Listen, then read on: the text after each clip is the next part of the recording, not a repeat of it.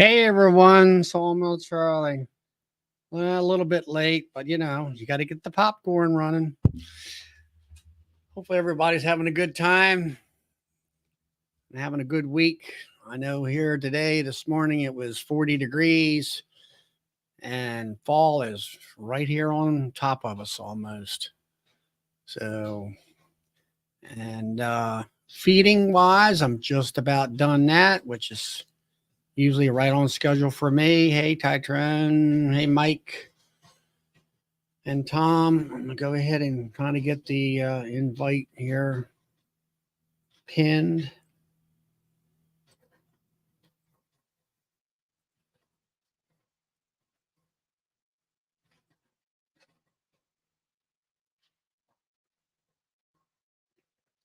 So the bees are bringing down the sugar water right now. I'm just about done. I got about 3 more top high feeders to um, take off probably by Sunday. And here's Mr. Bill. Hey, everybody's down in Virginia. So anyway, got my, like I say, feeders are about ready to come off. And that's a good thing. It's getting chillier.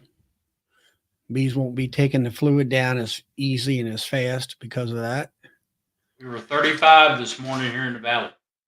Really, down in Shenandoah, 35. It was basically 40 degrees here this morning.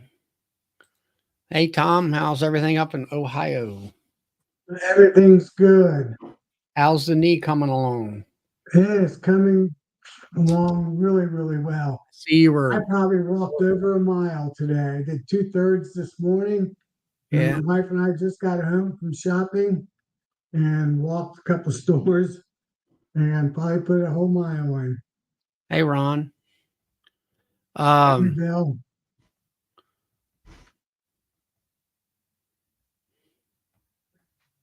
Hey, Matt, Peter, Yeah. Randy, Mike, James, Keith, Todd. I know I saw them all in there. Hey, Oh, Matt.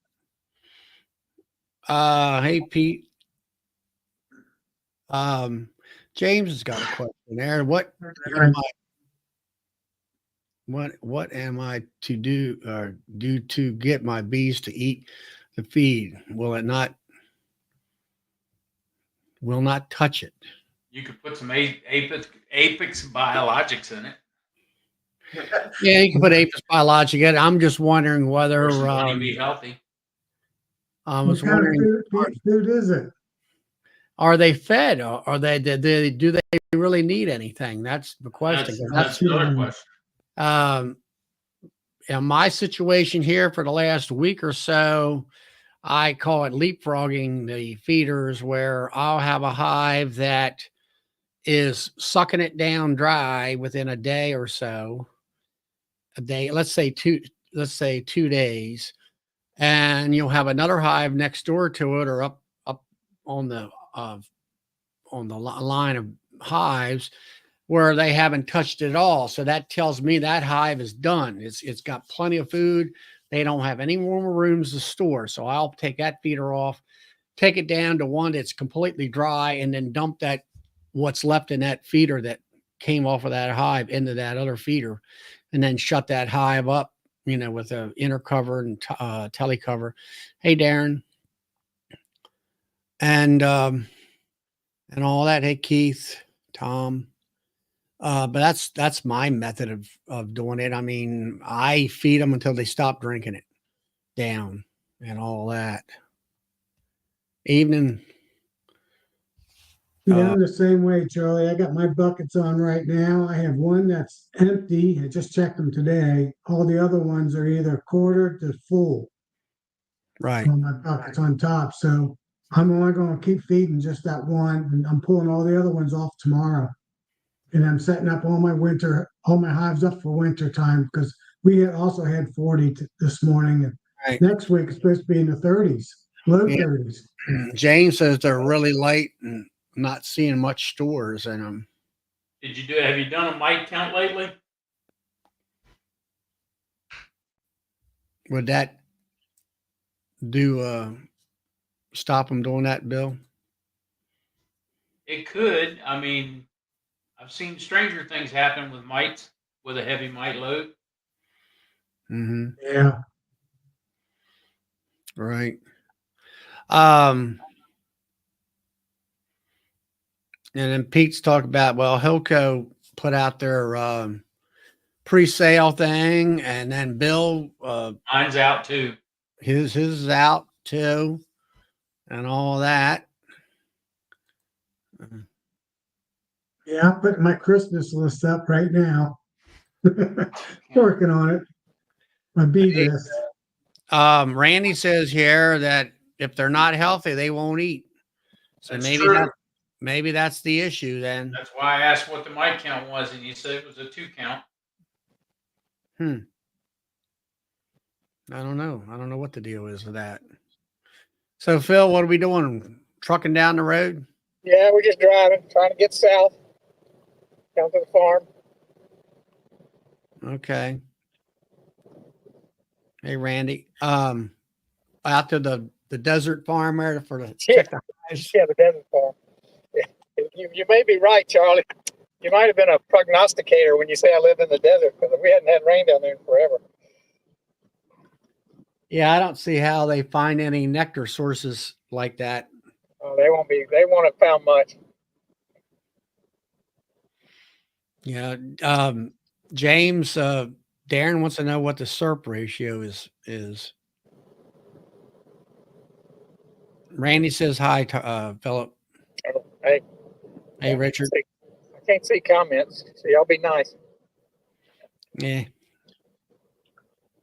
Well, my last feeding was 1.75 to 1.8 to 1. I was just I didn't have quite enough sugar to feed every one of them 2 to 1, so I made it slightly thinner. Well, mine, I mean, I say it's 2 to 1. Hey there, Brad. I mix it where it's about a 50-pound bag shy of quote. If you do the mathematics, it'll come out. I should be adding 50 more pounds, but my pump will pump that. And so it's close enough. It doesn't have to Right. be all that highly precise and everything. I just have a mark in my bucket, and it was just under the mark. Yeah, well, I mean, when I do my mixing machine, I put 20 gallons of water in there, put 250 pounds of sugar in there, and it comes relatively close to 2 to 1, and it's close enough. Right. They've been surviving with that, as far as that goes, and all that. Man, my security keeps going off.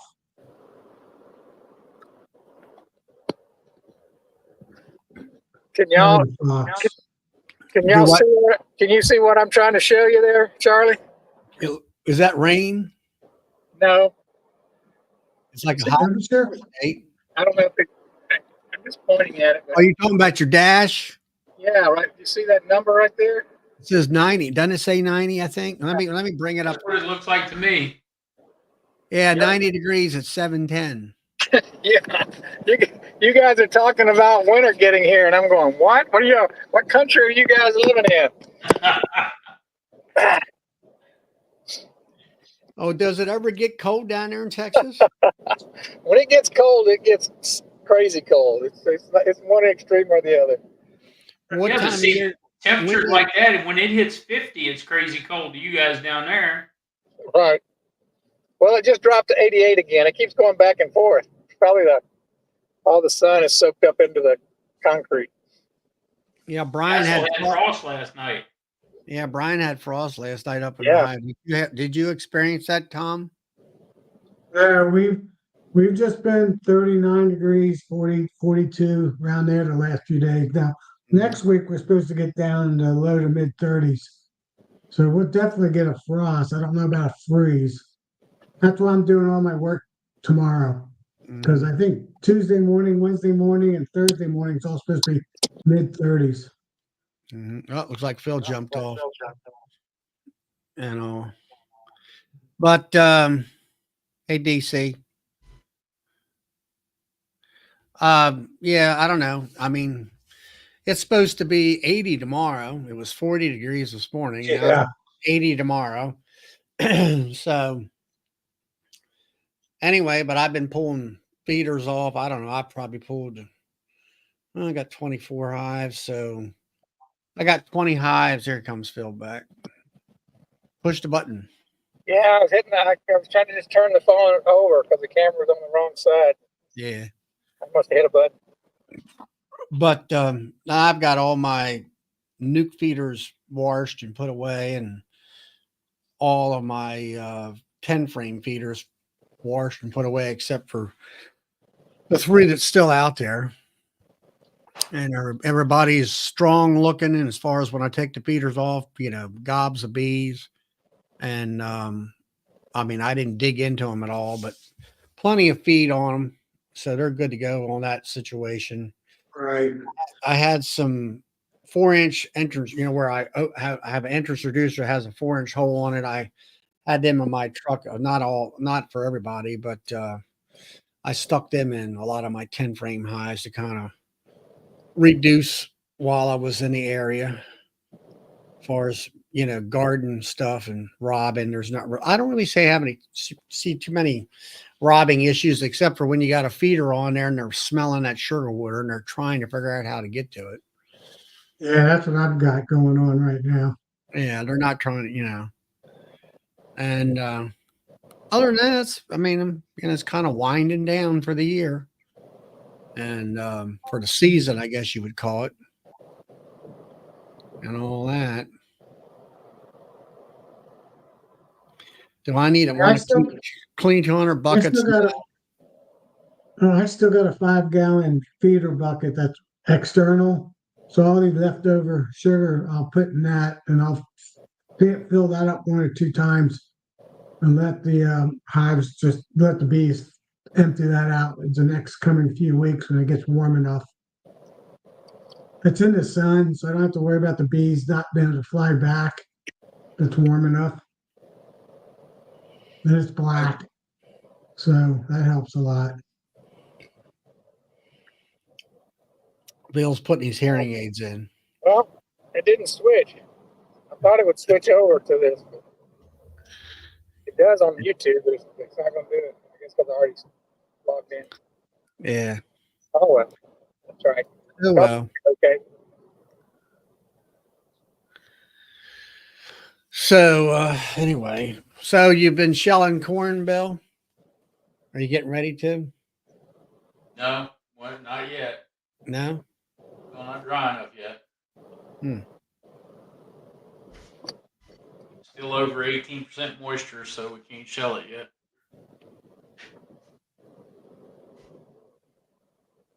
We could, but we wouldn't get as much for it. No, unless you ain't got a drying facility or something like that. We don't have a dryer, so Yeah. can't shell corn yet. I wish we could get it done. Yeah. James says it's 31 degrees, 70 this afternoon, and 65 right now, and going to be 38 degrees, and all that. And he's in Michigan. It's up there getting colder up that way. Yeah, I think our high was like 69 today. Yeah, I think that's about what we got here today. Somewhere's in that neighborhood. Yeah, 71. I see where Russell was talking about Hilco's coming out with a 48 frame extractor. Oh yeah, Yeah, I I'm saw that looking at video that today. Trying to compete with my 44. You have to have a big doorway to get it.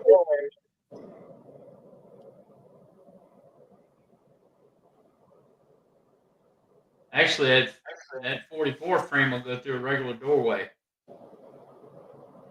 48 or No, Simon's 44. It'll go through a regular doorway. Yeah, 36-inch doorway. Yep. that thing John was standing in front of today, I don't think would go through a regular doorway in his video. I thing was huge. Yeah. Hey, James, good to hear from you. Good to see you. Hope things are going good for you. Hey, Matt. I wonder if he's gotten the freeze yet. He probably has. What's that? James up north. Maybe Yeah, not. he's been working on extraction and all that kind of stuff. I don't know. I mean, you got them great big extractors like that, but I mean, if you got a ton of honey and all that, it's fine if you want to buy something like that. But you know, for the folks I'll say the majority of the folks in here, as far as I know, you know, a 20 or 30 frame extractor would be, you know, a 20 probably for the majority of everybody.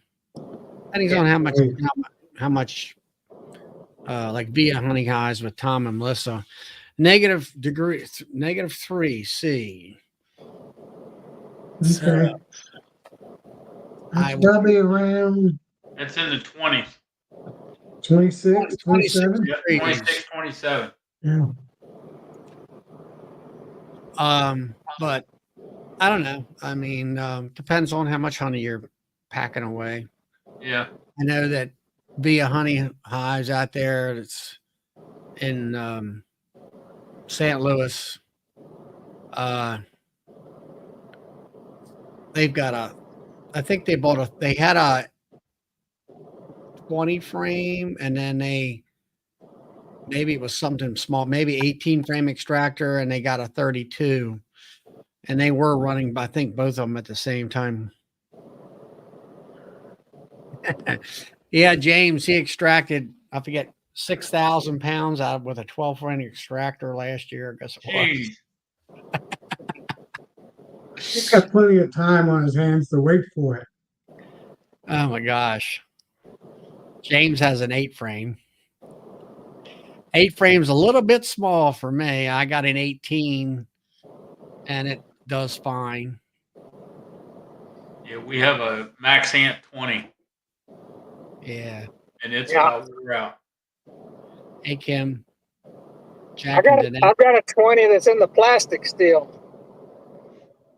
What brand is yours? Mine's a license. I got a Hilco. Works good.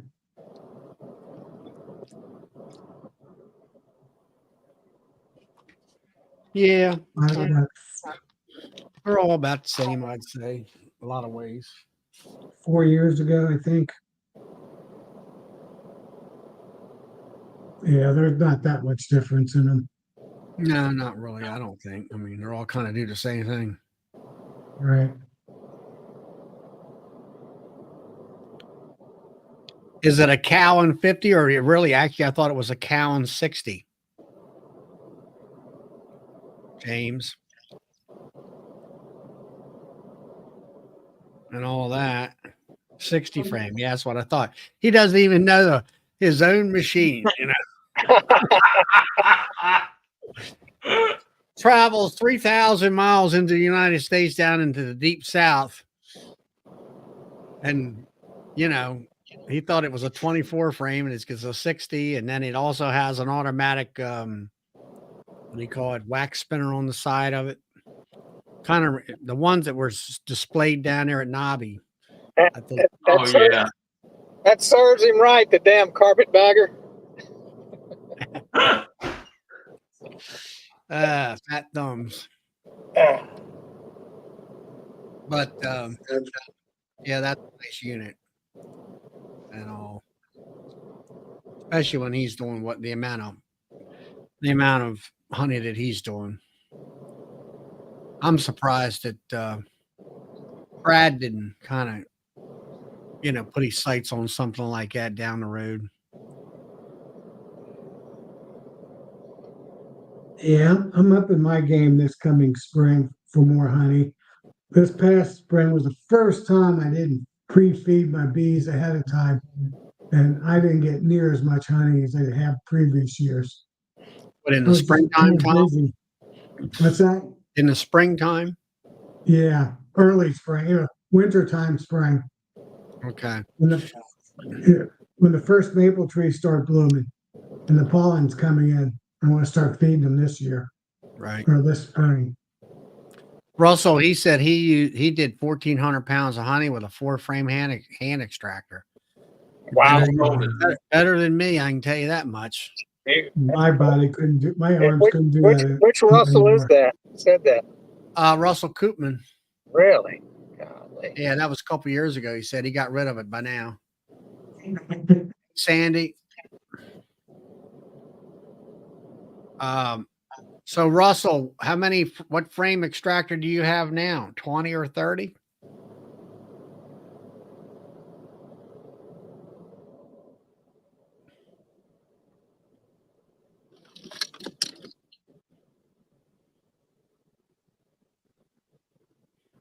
Dan up at DNA Priest, he said I had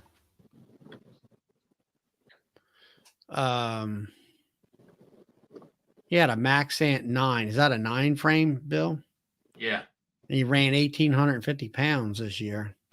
Dan, I think you need to upscale your situation there. Yeah, he does. I think you need to whip on up to about a 20 or a 30 frame extractor. Yeah, he needs to call me and get a price on a 27 frame extractor. Well, Hey, if you don't have a fast way to uncap and you're by yourself, it doesn't matter how big your extractor is. That's true. that is true. Yeah. There's always going to be what do you call it? Bottlenecks, I guess you would say. I mean, I did all mine with my V-Bore 8-frame, which is really a 4-frame. It's really not an 8-frame. Hey, But- Tom and Melissa. But it was fine because I was uncapping with my serrated knife, and by the time I got through with 4 of those, and it was ready to reload it again. So if I'd had some help uncapping, I could have loaded a lot more. And I'll probably enlist some help. It's not too hard to get somebody to help you uncap. I got a modified 8 that's actually a 16 frame because I added some little pieces of a steel in between the 8 frames to hold medium frames, so I can do 8 full and 8 medium, and that's about how many I can do per spin on my uncapping tank. I may put 8 in my V-Bore this fall because I think I've got some deeps I'm going to do tangentially while I do the mediums in the little slots that they have. Yeah, But that's the way it does. That's kinda 80. what I You made do in four. between my You do 4 deeps. radially and can't even say the word, and 4 tangentially, which is a real pain. Hi, Catherine. Hey, Catherine. Catherine. I don't know. I mean, it kind of, like you say, depends on your system and how much you got and stuff. I mean, via Honeybees there, Tom and Melissa, they have a nice streamlined system, but they also have at least two or more people running the system where they do have a fully automatic uncapping machine, a 32 frame extractor, a honey pump, and they're doing 2,500 pounds of honey a year, and they're putting it in barrels and stuff. And they got 150 some hives, and with a lot of honey, and they want to get it done quick, and because of time constraints. And for me, I mean, I'm hoping to do between 12 and 1,500 pounds of honey a year. I got an 18 frame extractor, and it's just me.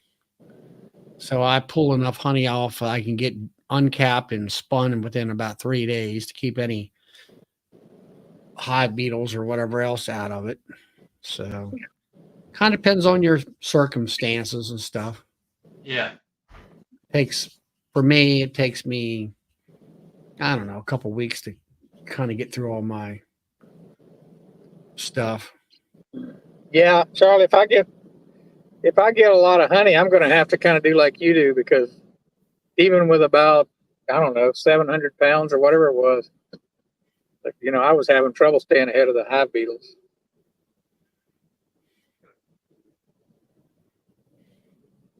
So then took me like 3 days or 4 days or whatever it was. Mm. But they did sit for 2 days. Right. Hey, Phil, you have to do what I do. I don't pull all my honey at one time. I'll pull a third of them, get it extracted, then I pull the other third, get them extracted, etc. Mm. Yeah, my only problem with that is, well, if I'm going to have to start extracting down at the farm. I brought everything home last year, Okay. and I might, well, I probably had I known I had as much honey as I did, I would have taken the stuff I needed down there to do it there. But it just surprised me. I thought I was going to get 200 pounds, and I ended up getting 600 pounds. It's a nice surprise, but I wasn't prepared for it. Well, buying that new Cowan portable extraction line at Nobby this come January. All you got to do is trailer it on down there and do it, right. Yeah. Right. Load it up on that trailer and take it back to Texas. Yeah. So, did you get that, Phil? What was that? Oh, you're talking about me? Yeah, I That's said, great. all you have to do is when you buy that new Cowan and portable extraction line trailer at Oh, Nobby this yeah. year, you just have to take and trailer it on down there to the farm Yeah. and do your thing down there and come back and do your thing at the house. Yeah, there you go. Dude. Yeah, that thing was pricey, wasn't it? I don't remember how much it was. I don't 20 even grand or remember. something. I don't remember. I don't remember what it was. I'll tell you the either. thing I looked at and kind of salivated over was that horizontal wax spinner they had. That thing was cool. What's Or- that, Cowan? Or maybe it's a vertical wax spinner. It ran like a dryer. Yeah, they had one of those at Nobby. I went and looked the price of it. I can't remember. It's like $5 grand or something for that thing. Was that a Maxan or Cowan? I think it was Cowan. Yeah. It was in the middle with all that other Cowan stuff. Oh, okay. Yeah. I saw somebody's video where they had one of those. I wonder if it was Richard Noel. I don't know if it was that brand, but he had that style. Yeah, the guy I had on here from up New Hampshire, Troy Hall. He has a 24 frame Cowan extraction line with that side horizontal wax spinner and all that. Hey, Charlie, you need something like that with your hive lifter, then you have your whole pair together. Yeah. When it comes to stuff like that and like automatic uncappers, if I had a honey house that was dedicated and a place to store all that stuff where There's room. you just You kind can of build set it one. there and you're done with it, then I'd do something like that. But all that I stuff. think that line would fill up my whole honey room. Well, you got a honey room in that building behind you there. I do know you built that last year, didn't you? Yeah. Well, did you finally upgrade to a 20 or 30 frame extractor? No, not yet. I still run my modified 16. Mm-hmm. But I got a 30-inch uncapping tank, and I do my 16 frames, and time that's done, it's done spinning and kind of works out. Because I'm like you, I'm just me doing it. Right. Yeah, I don't know. It's just like I say, whatever you're used to or whatever. Houston, McKinney. Get in the left lane, Phil. I'm in the left lane. This is Yeah, what I this call thing, Dallas Christmas lights here, brake lights. Is that what that is over there? That big green candy cane off to the left? I don't know what that. Oh, there's a dinosaur on top of that building right there. I don't know if you can see it. What is that? Sunoco I don't know what that is. or Sinclair? I mean, It says, yeah, that's what it says. Hey, you're good there, Charlie. Sinclair. Yeah. Yeah, it's exactly what it says on the down I wish I'd have kept my green dinosaur that I had. down lower on the building. It says, let's say HF Sinclair. Yeah. Let's see. Yeah, H&S green stamps, I guess. HF Sinclair is what it says lower on the building. Yeah, I guess it was H&S green stamps along with Sinclair gas. Wow. Yeah, that green building's been there since the 80s. Okay. And that straight ahead, that's Reunion Tower. It's flashing OU, Texas. So I guess that game's this weekend.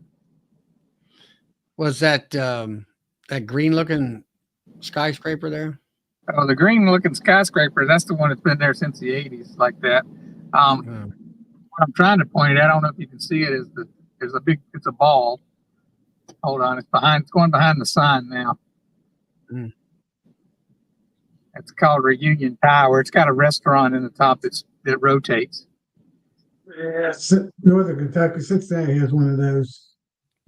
Yeah, it's half orange and half red or maroon, I guess, and it's got OU on the red side and UT on the orange side. Drop your camera down a little bit. You can see the ball. There you go. Okay, thank you. There you go. And where is this Dallas that you're driving through here? Yeah, this is Dallas. They play that game. I can't remember. They might play it at Jerry World now. They used to play it at the old Cotton Bowl. I think they moved it back to the old Cotton Bowl. But the tickets to that game are harder to get than the Super Bowl. Mm. To watch them.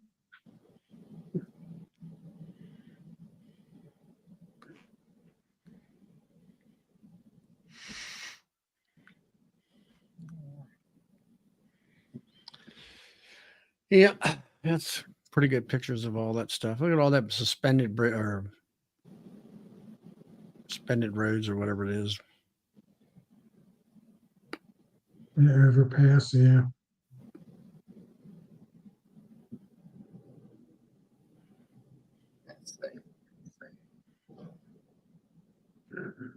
So Phil, In a where are little you ways, heading to? In a little ways, we're going to be heading under a tunnel. I might drop off when we go under there. We'll see.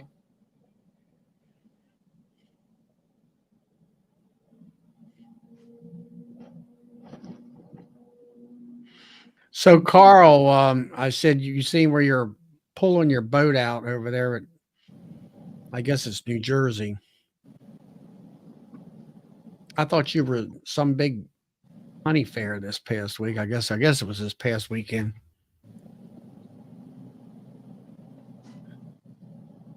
Tom wants to know, Tom Mack, are you going to be staying at the same hotel as last year at Nobby? No, I'm staying. I changed. I'm going in the the one that Charlie you were in last year. God, I can't think of it. What is it? Where I The one stay? that everybody stays in. Who stays in? You did, I think, last year. God, what it's called? I'm brain dead. The Yeah. oh shoot. Y'all remember Ross Perot? That's a museum named after him right there. Oh, I know, Ross. Okay. There's a dinosaur going down the escalator there. I don't know if you can see that. Hey, look, I got my chat up in lights there. Look at that. Look at that. Now it's going. Oh, sorry. Sorry. Look at that. They're shining me up there in the Texas lights. Yeah, we're heading under the Clyde Warren Park. There's a park under it. They made a tunnel so they could build a park over the top of it.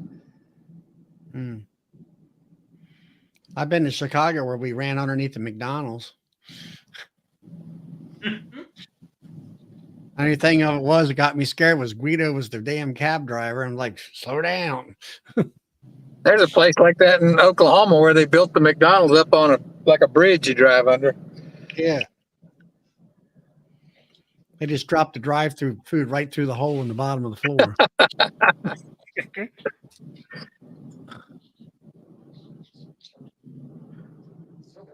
I'll be glad to get out of this traffic. I'm glad we're not the only ones that have traffic.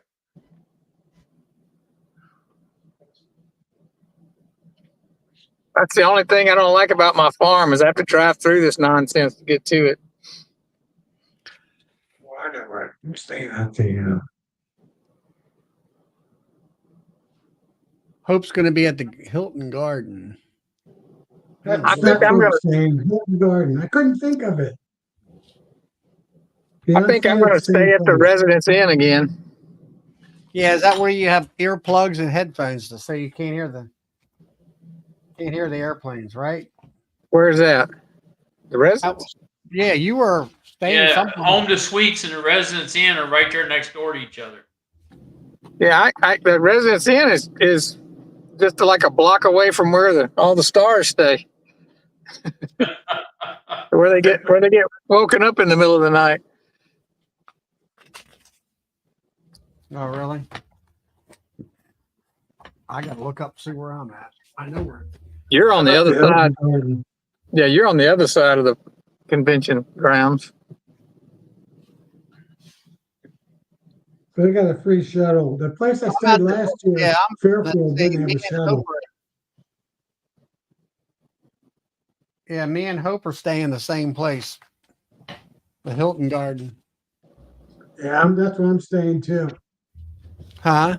Hilton Garden. So you're staying at my hotel too, huh? Yeah, I knew it was the same one you had. I just couldn't think of it. I had to look Yeah, we're at all it. staying right there close together.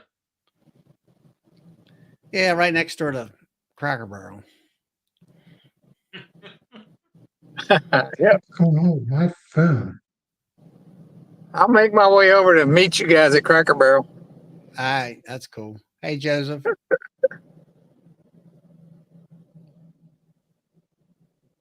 I spent more time talking to your wife, Charlie, than I did you. I think All right. she's pretty entertaining. Not me. That was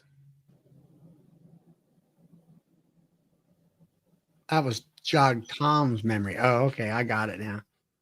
Hope's not staying. Yeah. The place I stayed at last year was okay, but it was just okay. Hey, Tom and Melissa were there, so it ended up being pretty good then. Meeting them guys. I mean, personally, if there was a Hampton Inn at that location, I would stay there. I like it better than actually the Hilton, as far as usually the Hamptons have nice food and whatever.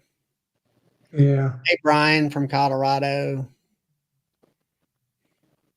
Seen your market video today. Brian had a video. Yeah, he put out a 60-second. He was at the Oh. Yeah, quick one. Pumpkin Festival.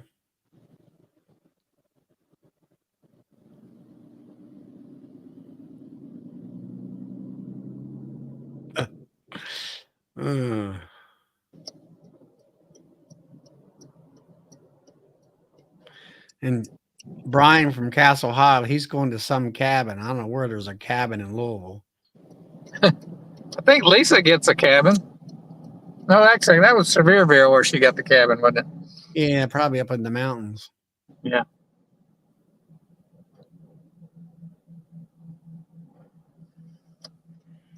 Mm. So is Hive Life going to happen this year? I have never heard anything about it. I figured it wouldn't be. I'll make a wager with you, all right? And I'm with Darren about the location of the Hilton and the shuttle and everything.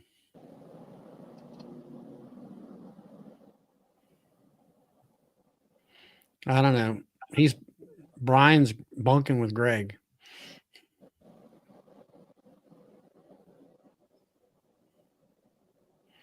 There ain't no music there. That can be Hey, arranged, we Charlie. getting together? Anybody getting together for dinner on the 1st? Grammy says Hive Life was canceled. I don't think it ever got started this year, did it, Grammy? I think he pretty much took it on the chin last year. Yeah. I like the location of Hive Life myself. I want them to have a band so we can do the Hive Beatles Shuffle.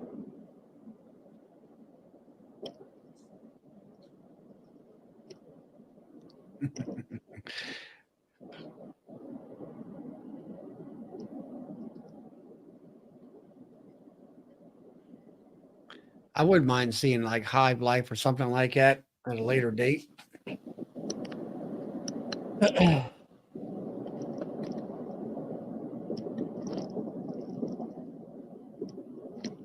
Yeah, it's a hive beetle stomp, Joseph said. That beetle stomp, so yeah. Yeah.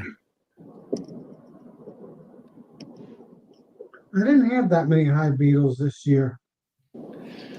Now, I seen see, where did I see it at? Actually one of my hives, Peter pulling the soup or the feeder off, and I seen one in the Yeah, hive. I had one hive. I had 5 or 6, but that a couple of hives. That was about it. I had more than I thought I would have. You know, maybe 10 to 20 on about 3 hives. But what I'm finding is I'm using some of that Reflectex as an inner cover, and that seems to be more hive beetles under that stuff than it is under regular inner covers. And I did find out this year that 40 degrees kills hive beetles. They Mm. can't handle 40 degrees. That's like Tom and Melissa talking about. They like the location of hive life. I did too. I thought it gave us folks that weren't actually in the bees something else to do and all that. You got Mammoth Caves, Louisville, got all the And like Carl there, he has some young kids where Ricker, his wife could go to other places and all. Louisville batting.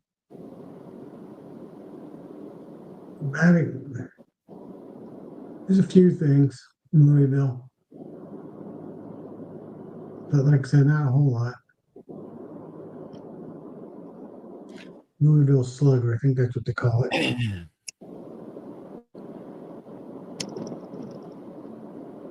I like Louisville because it's just down the road from me.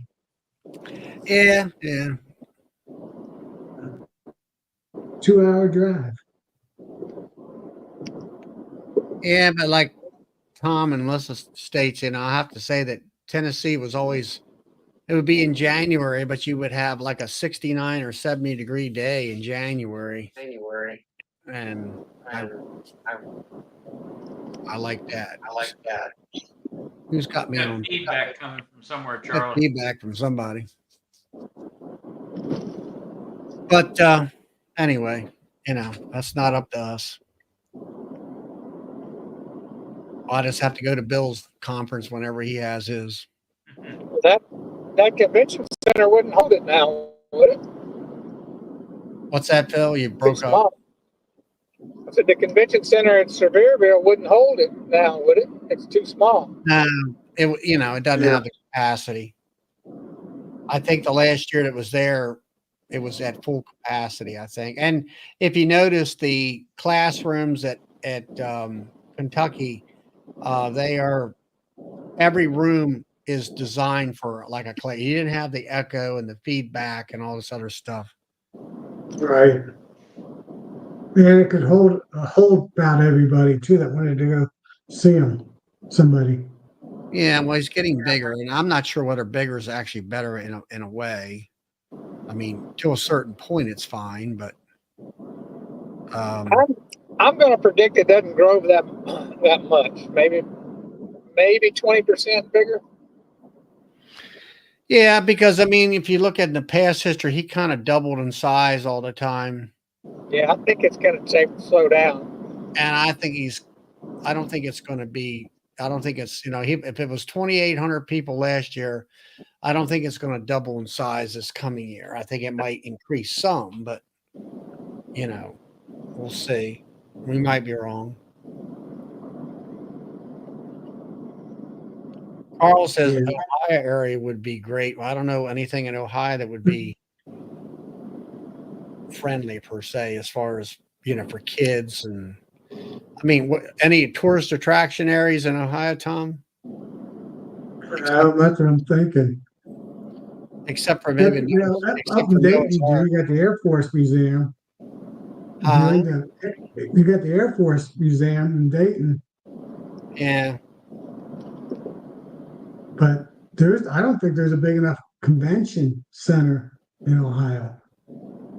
Cincinnati's not near big enough. Yeah. Columbus, I don't even know that. And that. Yeah, Cleveland John might out be there, real. John from Colorado there, he just spent a bunch of money with Hilco. Yep. So John, what did you buy? You got Yeah. any new hardware that you're buying?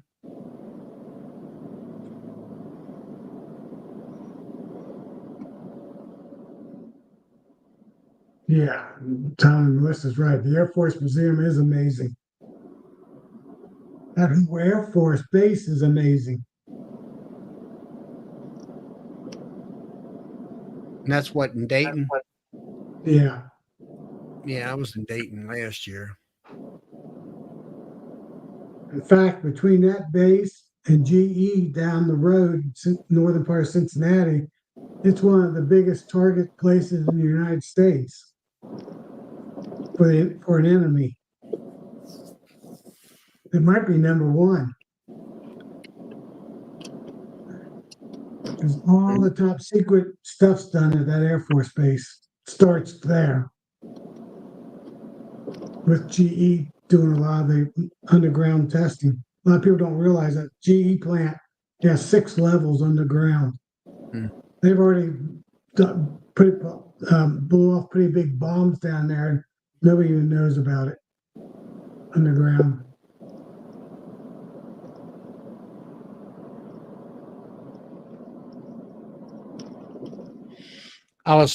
John there, he got an 18 frame extractor on cap and tank, creamer,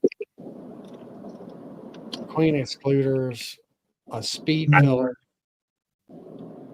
And I mean, I don't know how much John, I mean, those speed fillers, I don't know. I just look at them, and unless you're doing a lot of filling cases of honey. Yeah. On a weekly Charlie, basis. it's a game changer. Of that. I can go down there in an hour and do 100 bottles. I don't want to do 100 bottles.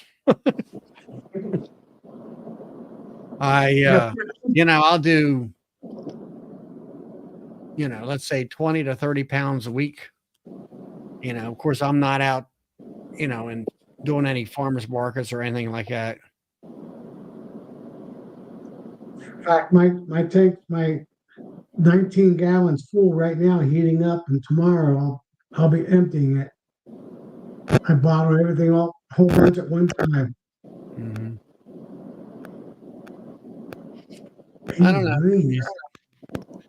You guys all want to go north there on that there, Cincinnati, Ohio, and all that. I'd like to go south where it's warm. Yeah, go I don't think there's any convention centers big enough. No, it didn't, but maybe we have 2 shows a year. There you go. I know Cincinnati's expanding theirs again, so maybe it will be big enough in a few years. Tom says he uses speed fill for doing creamed honey. Well, if you're doing that, that's I could see that. We just need to make Tom and Melissa's conference as big as Cayman's, and then then I won't have to go as far. Yeah. The problem with theirs is I told them, I said, they need to make it at least a 2-day for me to go out there. I can't go out there for just 1 day. Right. Fly one day, conference, fly back the next day. Tom's got plenty of time to work on that. Well, he asked them to do that to volunteers, and they said no, they weren't going to do it. I think is what they said. All that. So, what's your plans, Bill? What's happening down your way? I know it's cold and all that, and you're Yeah. It's cold. Yeah, I'm gonna go down and cut. I'm gonna go down and cut firewood to stay warm. Yeah. I'm gonna do an OA treatment tomorrow, just to kind of knock them back a little bit, so we can make it till November. and to kind of check on them. I'll do one tomorrow morning, then I'll see what drops on Sunday morning, so I kind of know where they are. And then I'm just going to feed the light ones, and that's going to be it. That's all I have planned to do. That's probably a good thing to do. Yeah, it's not. I'm not like you guys up north. I don't have to panic that cold weather's on its way. I just It's not panic, it's preparation. whatever it is, because I can liquid feed probably until end of December, pretty much. Maybe even after that. You To just when? have January, don't you, Philip? We usually get a little cold dip in January and or first part of February. That's about it for us. When those big Canadian fronts come all the way down to Texas and Florida. It might freeze in December, but if it does, it'll be 50 degrees usually by the next day. Right.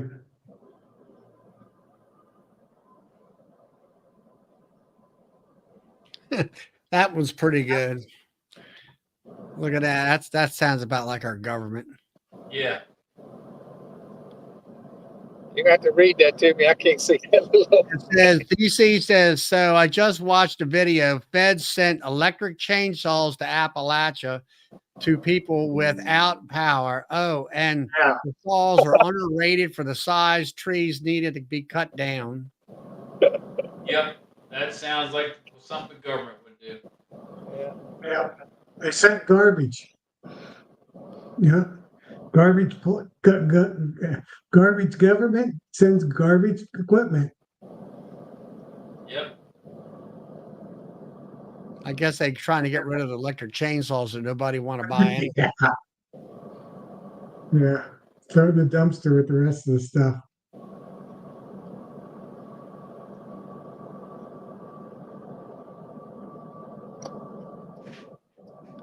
Yes, everybody down here has pretty much put their bees to bed.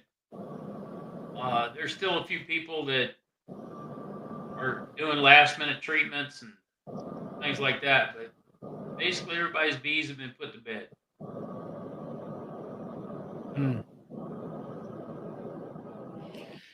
Yeah, I know one guy I had a Wednesday night, we had a club meeting, and one guy, he's brand new, an older fella, and of course, been ill-advised by some guy, and oh yeah, more or less put bees in a box and walk away. And then the other guy said, well, yeah, I'll be over to treat him, I think with vapor, which this guy didn't even know whether he was treating. I said, are they sticking something in the front of the hive with a battery? Yeah. And so I said, okay. And I'm like, I guess his bees have died a couple times. And I'm like, well, I said, you need to be going to bee school we have a class, we put through the college, and he's going to be doing that. But it's like, I don't foresee him succeeding or persisting on from his attitude as far as wanting to really. Yeah, he's what we call a bee haver, not a beekeeper. Yeah, he's more of a beehive. He wants to be a beehiver, and that doesn't work. Yeah. Not today. I did something kind of fun this morning. I did a couple of presentations for a preschool. That's cool. The 5-year-olds were okay, but the 3-year-olds, they were just kind of staring at me like, oh gosh. But when I took the bees out and showed them from the observation hive, they dug that. Even at 3 years old, they started going crazy. And I told the teachers, I said, yeah, that's how bees make me do too. Don't worry about it. I'm trying to get them all under control.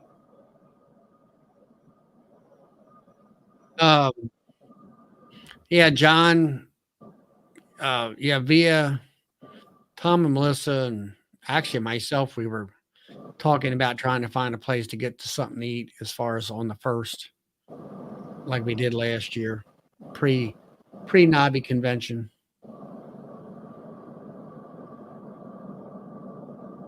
I don't think so. Well, Sawmill experience. Yeah.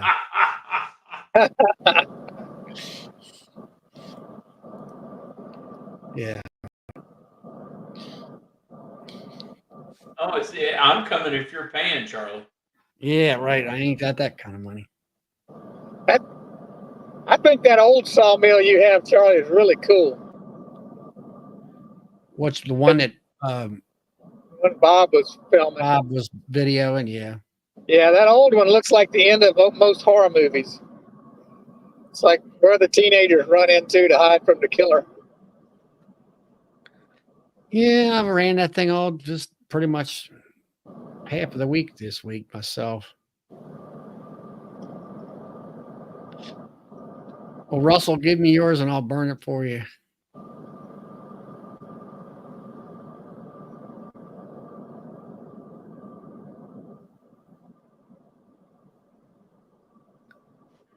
What's Joby steaks for everyone?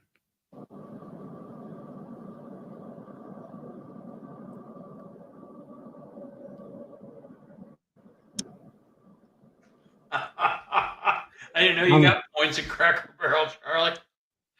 Huh? I didn't know you got points at Cracker Barrel. No, not that I know of. Hey, JT and Kathy. There's a little brass plate on the table where Charlie sits at Cracker Barrel.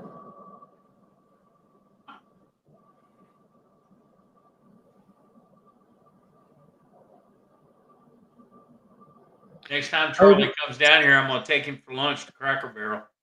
There's one right up the street from the store. Yeah, it's right across the interstate. Yeah. Kobe steaks, isn't that Japanese meat? Yeah, it's Kobe Steakhouse. Yeah. Yeah, but isn't that fancy Japanese beef or whatever it is? Yep. Yeah, it Yeah, is. my daughter-in-law, she wants to start raising them. Yeah, it's all got fat marbled all through it. It's really cool looking. Yep. It's really good steak. Really good steak.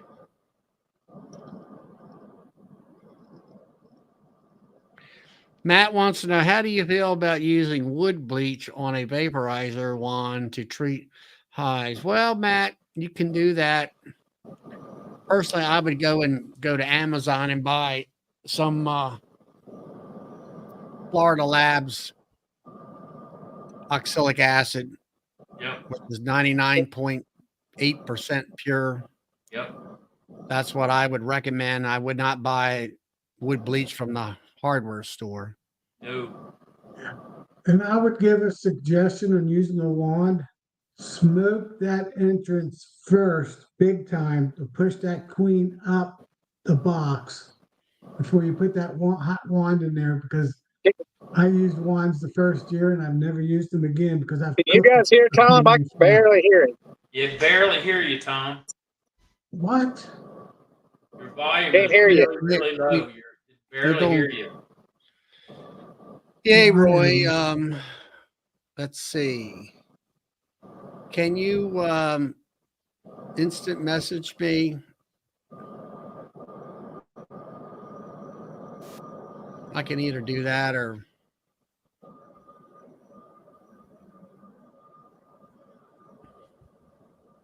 How's that? yeah, it's a little muffled, I guess you would call it.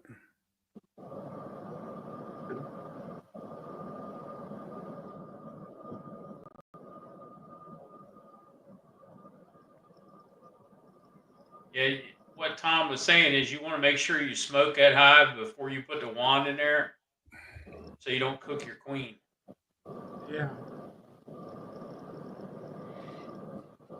See down at the bottom of that frame in the center. You might cook her.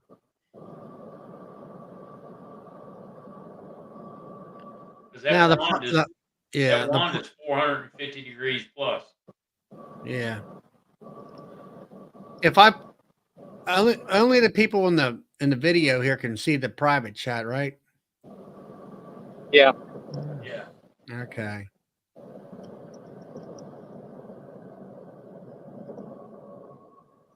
worse now. Oh, great. Hey, Roy, do you have a Facebook page?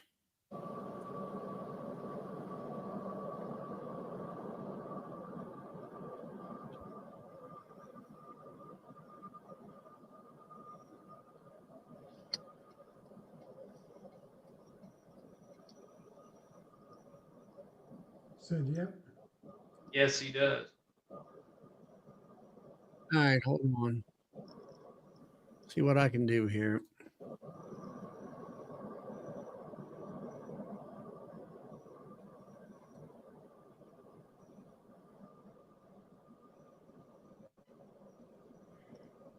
Damn, it's gotten dark out there, Phil. Oh yeah, sun went down. It's dark. There you go. You can see me now. Yeah, a little bit. That's better. Now you can't see the drive. Yeah, now I can't see the road. Yeah. It's all about the show, though. It's all about making Charlie's show look better. I don't ever got any. Now, bars. here, let me show you how to make Charlie's show look better. There you go. There you go. What's that? The Northern Lights? No, he cut his interior cab light off so you couldn't see him. So, I heard on the radio today that you're supposed to be able to see the Northern Lights in West Texas, I think, tonight. There's some Yeah, they kind were of... the Northern Lights were at last night. We saw them here in Virginia Oh, last night. We looked outside. I couldn't see anything. What time of day was that, or night, At or whatever? 7:30 p.m. 7:30 to 10. Was it real visible? Yes, it was. Yeah. I looked a little bit, but I didn't care. I've seen them before.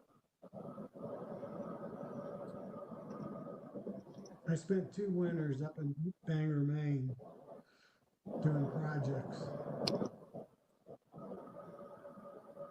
It's time to look out the window. It's supposed to Hey, be due to some Roy, kind of a sunburst, right? Yeah, it's some sort of a solar storm. Yeah. Hey, Roy, I just sent you an instant message. See if check your messenger. There we go.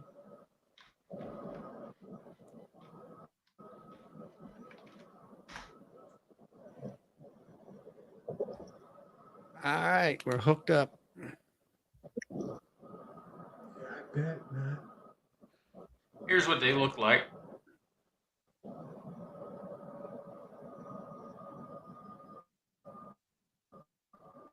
I gotta figure out how to do this.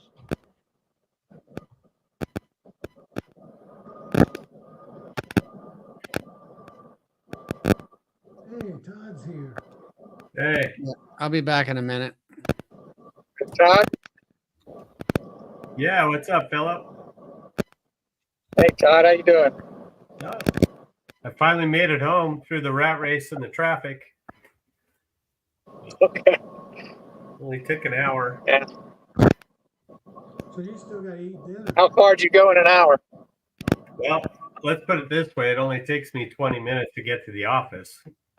So it's, I think, 16-mile drive, something like that. Okay. So, yeah, only took an hour tonight, which was So fun. what town is that? Well, it's in Clovis. Well, Clovis, Fresno. Sometimes getting out of town can be fun. I think I've got about 30 minutes left on my drive. But it's 95 miles. Well, remember when you said you showed the temperature gauge? Yeah. I looked at mine and it was 94. I'm like, Oh, wow. I'm done with this hot weather. Mine's all the way down to 81 now, though. It's dropping. Y'all need to move to Shenandoah Valley, Virginia. And I'll tell you, it's been a long, dry summer. Yeah, we're back into drought again.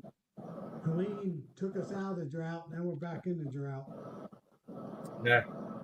We never really we never got out of a drought. They say we did, but I don't think we did. The farmers are having to suck water out of the ground for their crops now, so it's not a good situation, but hey, whatever.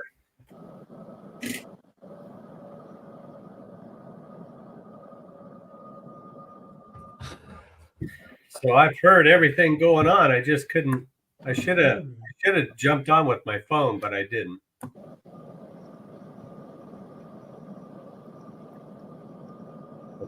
Is Charlie making a popcorn run? Evidently.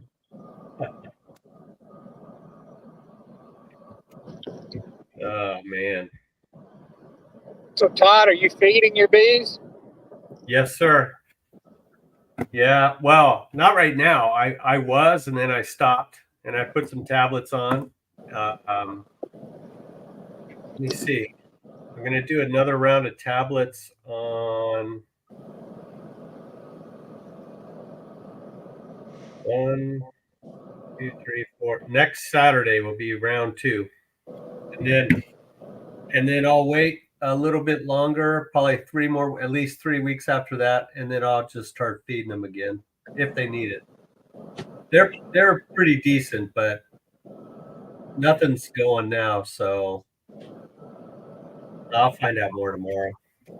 What about you? Are you feeding too? Well, it'll be a month when I check on them tomorrow.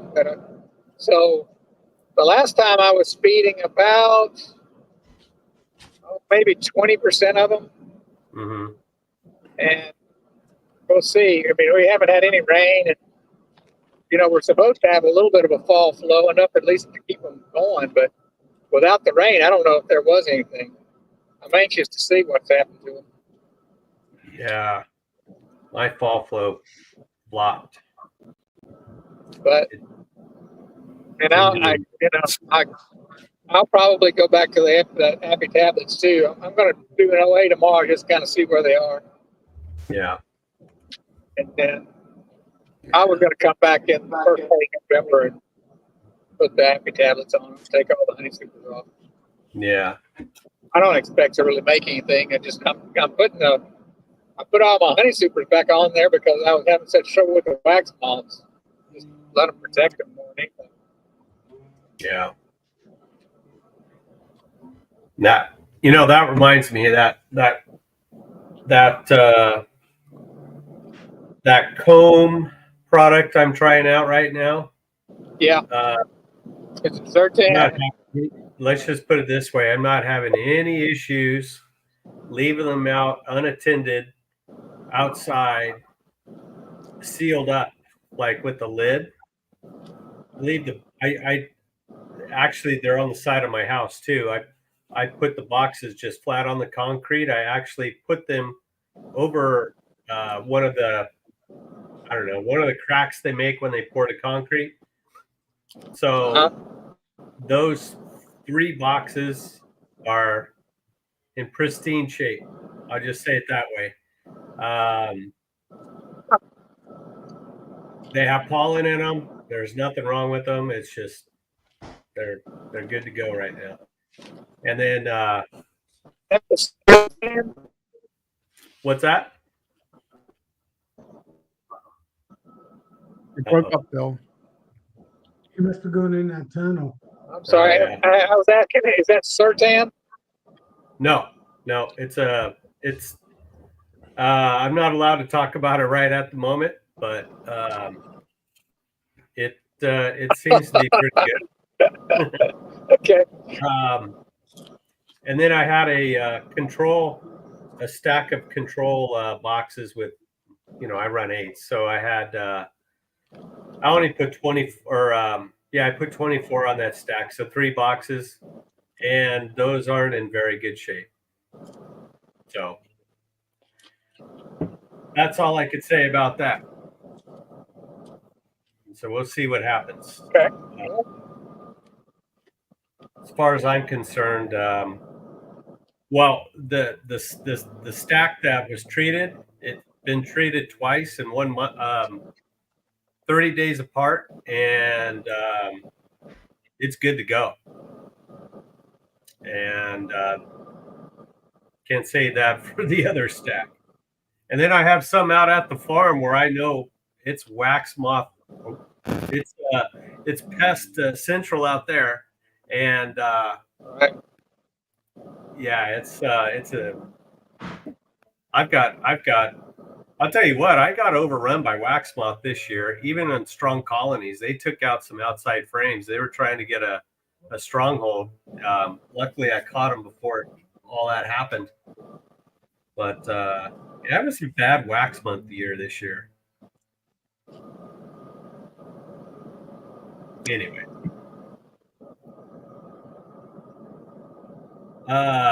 Roy, no.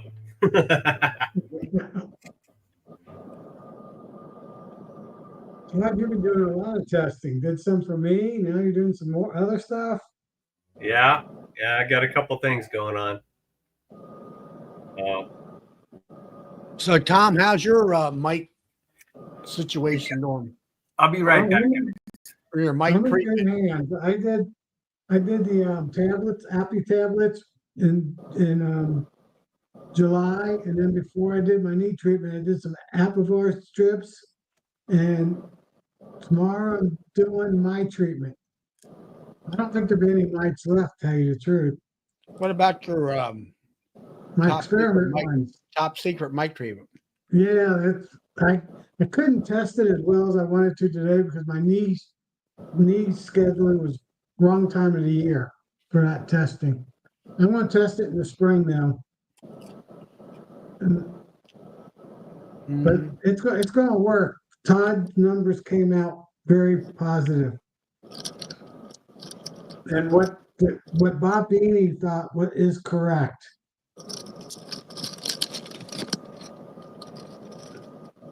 He knows more than the 4 scientists did that I talked to in the meeting.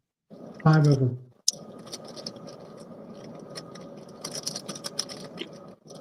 Well,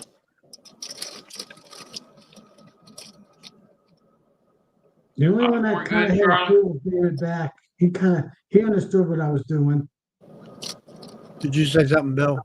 Yeah, your popcorn good? Yeah, it's not bad. It's a little cold. It was done a while back. Was my volume better?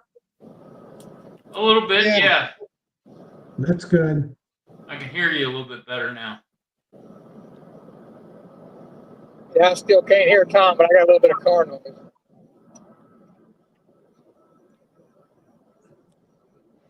So,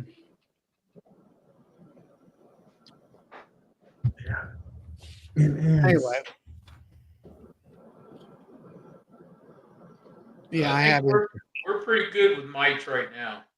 There's not a lot going on around here right now. It's pretty quiet. Knock on wood. I figure I'll start OA vapor next month when it gets a little colder. Yeah, I'll hit mine in January with OA vapor.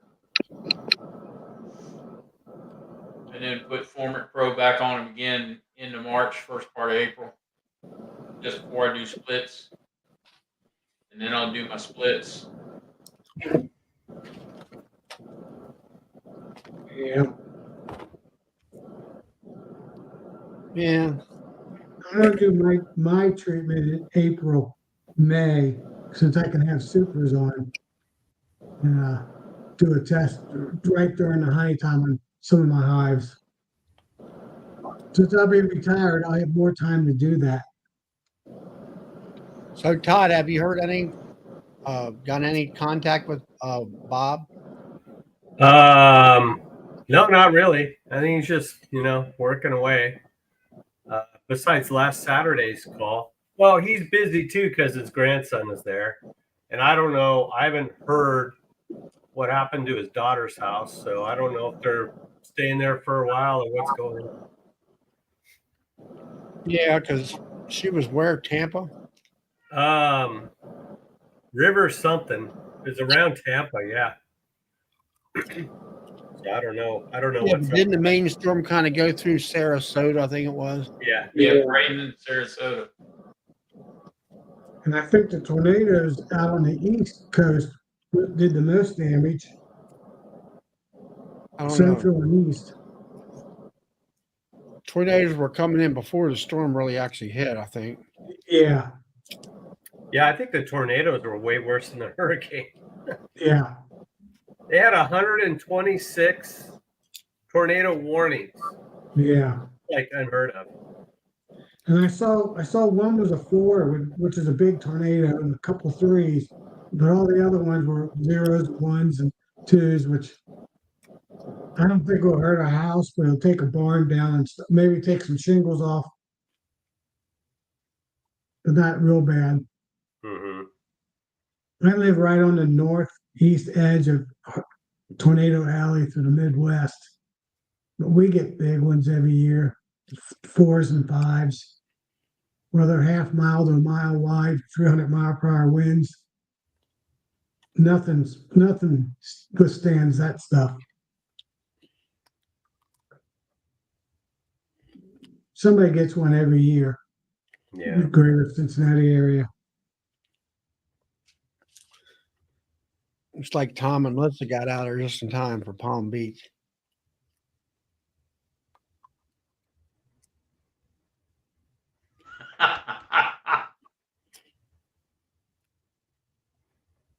That was a good answer, Roy, to your wife.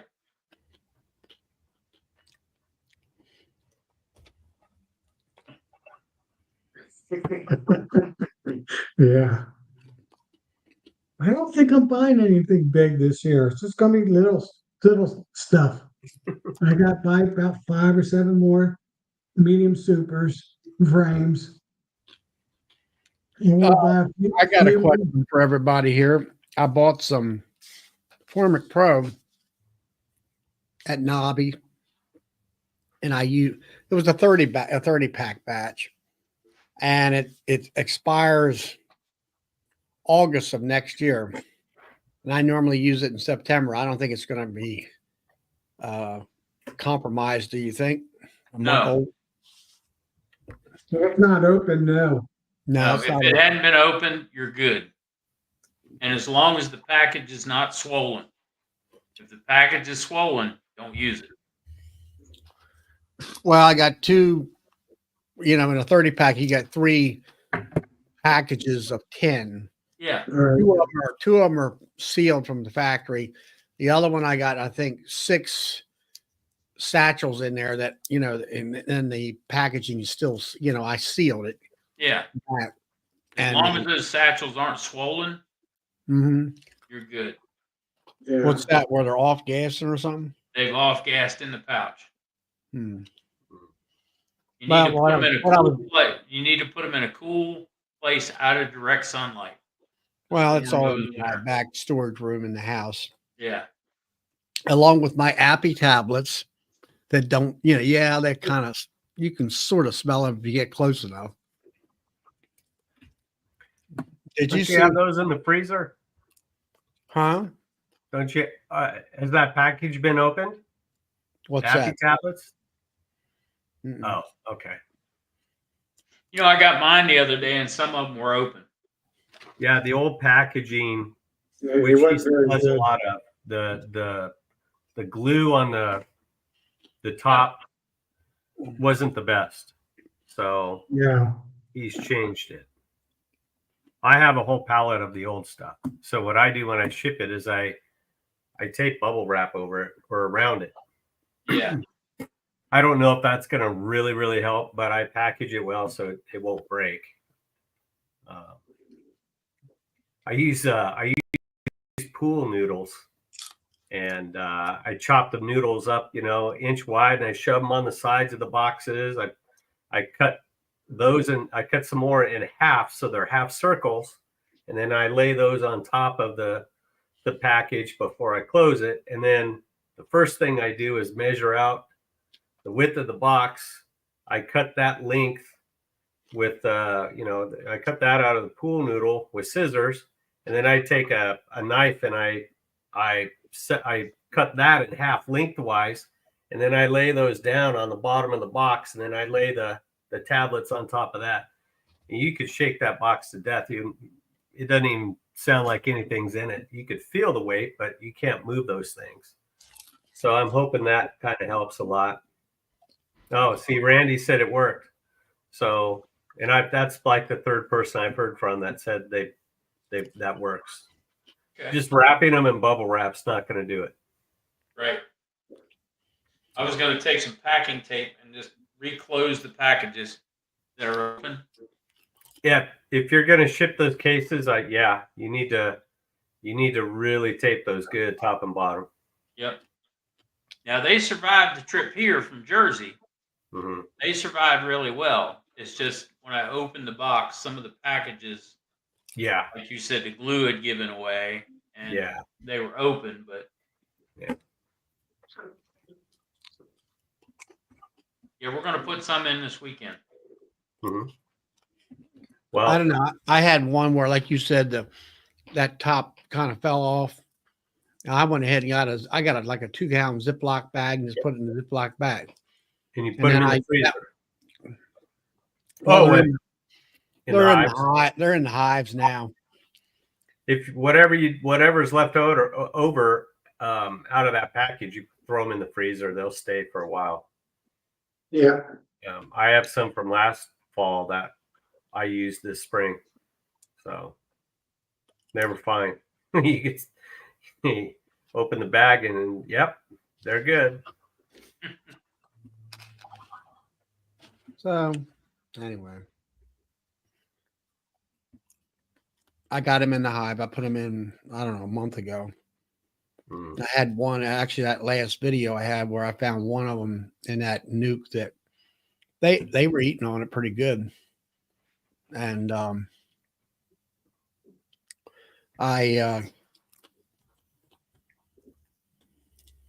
let's put it this way: this time last year, well, even like maybe up until November, middle of November, I was still going in and out of hives because of the weather.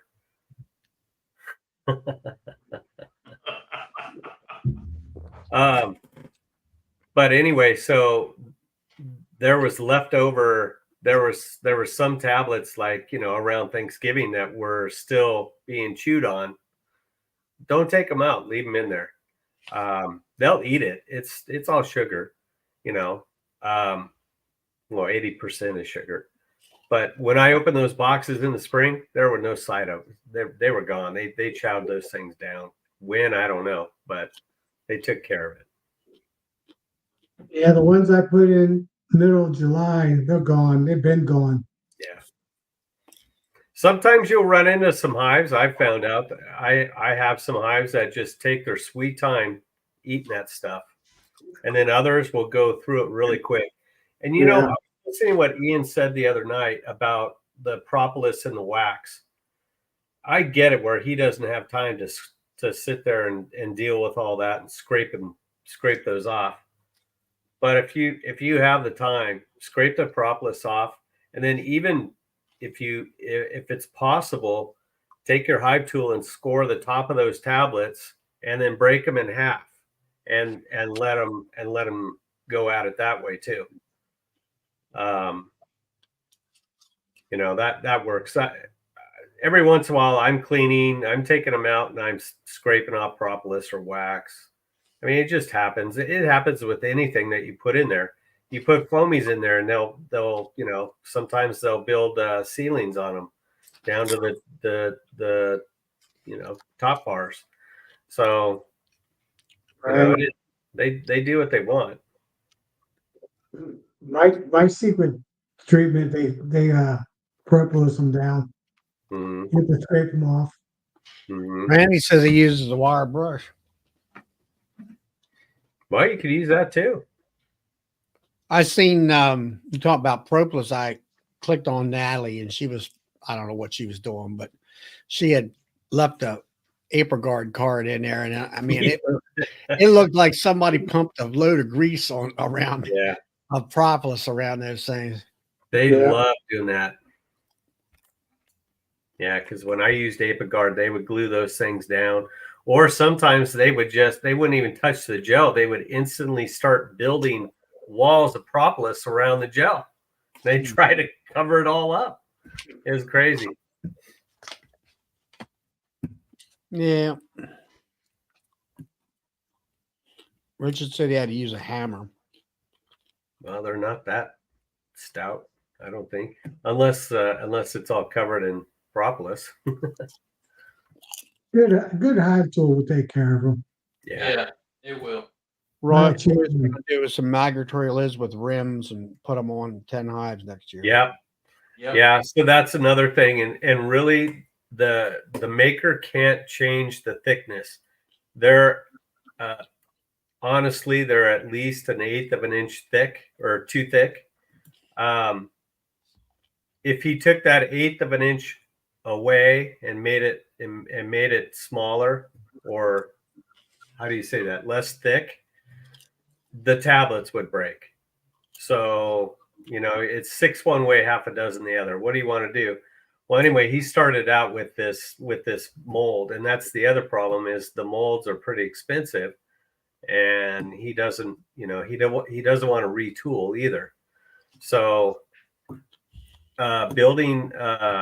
putting some rims or shims around the bottom of the lids, if you have migratory lids, is a good idea. If you could do the same thing with telescope or tele lids, whatever.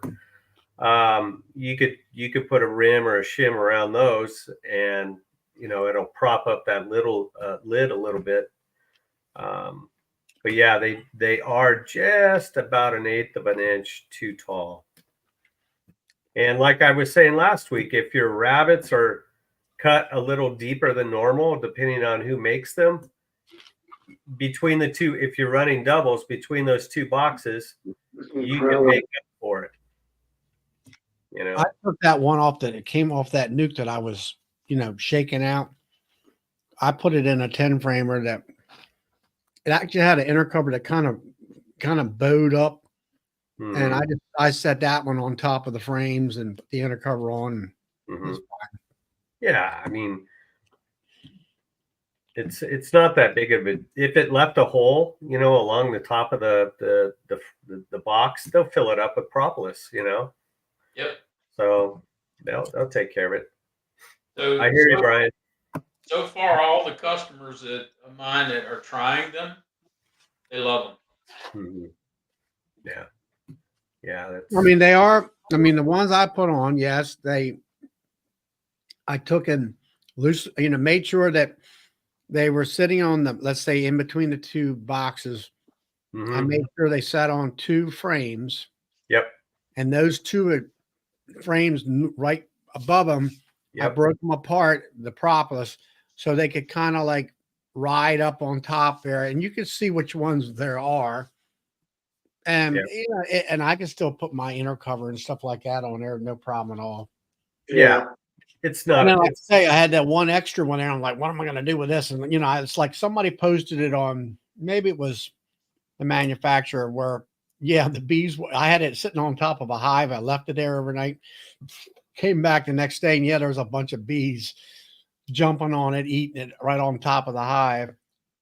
Yeah, I put a video out, a short. That's exactly what happened to me last week. I laid the lid down, obviously, and then I took the tablet and I put it off on the lid, and about 5 minutes later, I turned around and put everything back together, and there's a bunch of bees all over that tablet. So, Carl said spread the frames in the middle. I guess put them in between the frames. You could do that too, yeah. Yep, you could definitely do that. But I don't have to put a shim on any of my stuff. I mean, usually on my inner covers, I always I put a little rim around there because of pollen patties, yeah, stuff like that kind of stuff. And some of the guys running singles might have a problem with this unless they have some rims on their lids. If they don't, you can always put them on the on the bottom board. If there's enough clearance there between the bottom bar and the floor of the bottom board, you're good to go there too. There you go. Doug's trying them out. Yep. Yep. That's the way to do it, Doug. 3/8 inch. That's what I run. Yeah, I actually have some. I put some shims on mine that were really too deep, where you have a tremendous amount of burr comb. Luckily, I didn't nail them on my inner cover. I screwed them on. Yeah. And I need to pull some of those inner covers out and Yeah. take that strip off and plane it down a little bit. I've done that with some of them already, and keep that problem down and all that stuff. But yeah, well, it's like everything else, something new or whatever. Everybody has to complain about it or whatever. But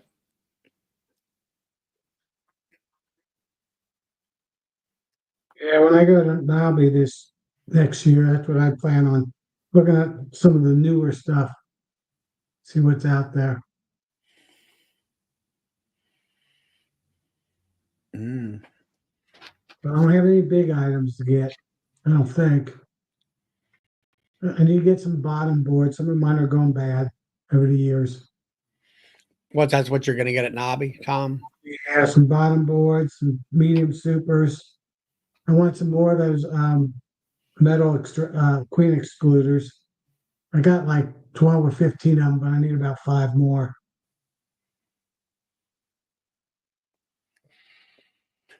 Yeah, I'm pretty good. I don't know. Actually had some stuff I wanted to get rid of, so I've been selling some stuff off, mostly new type stuff. And I actually texted a guy that bought a good amount of my stuff the last month or so ago. Yeah. See if he's interested. And then I don't know, like I say, I was looking at the different, some of the different pre-sales and stuff, and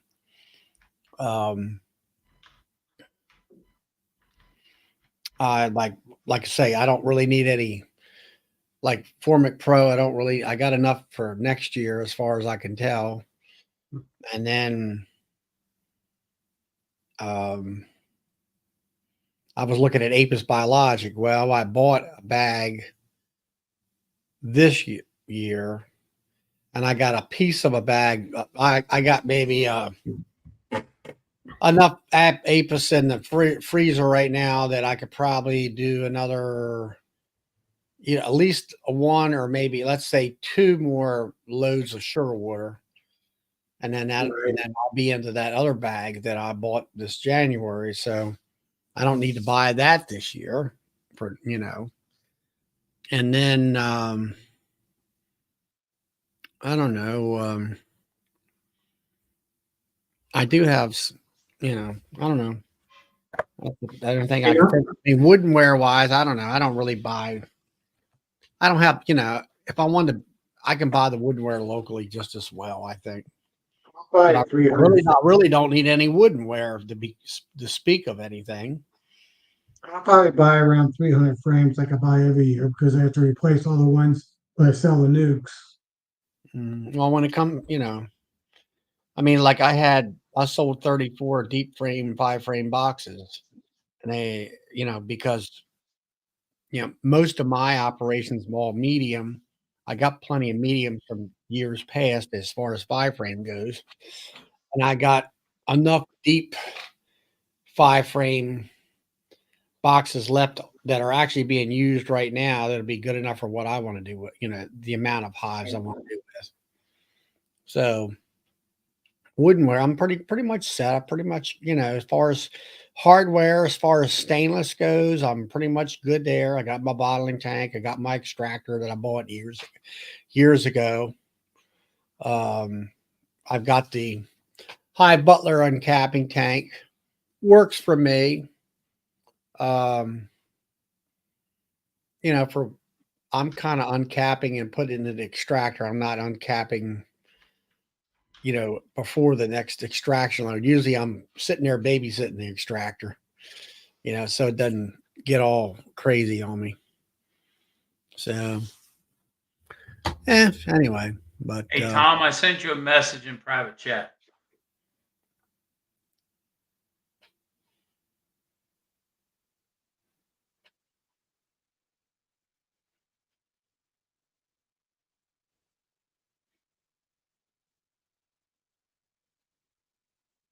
Sounds good.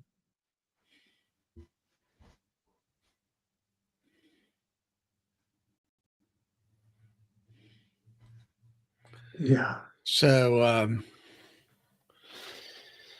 oh, I don't know. Like I say, I'm more out there, go out and hang out with everybody is my big thing.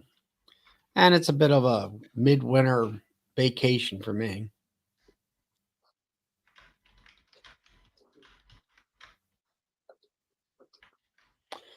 I don't know, John, whether or not or Better Be does any specials.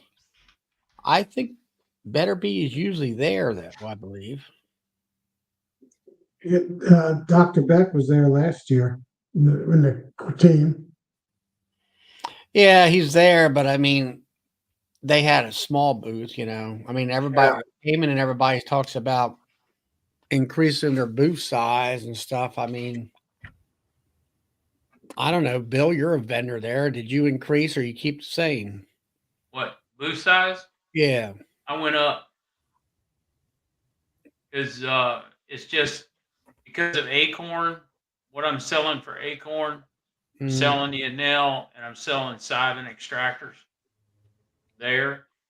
Um, you know, I had to have a bigger booth.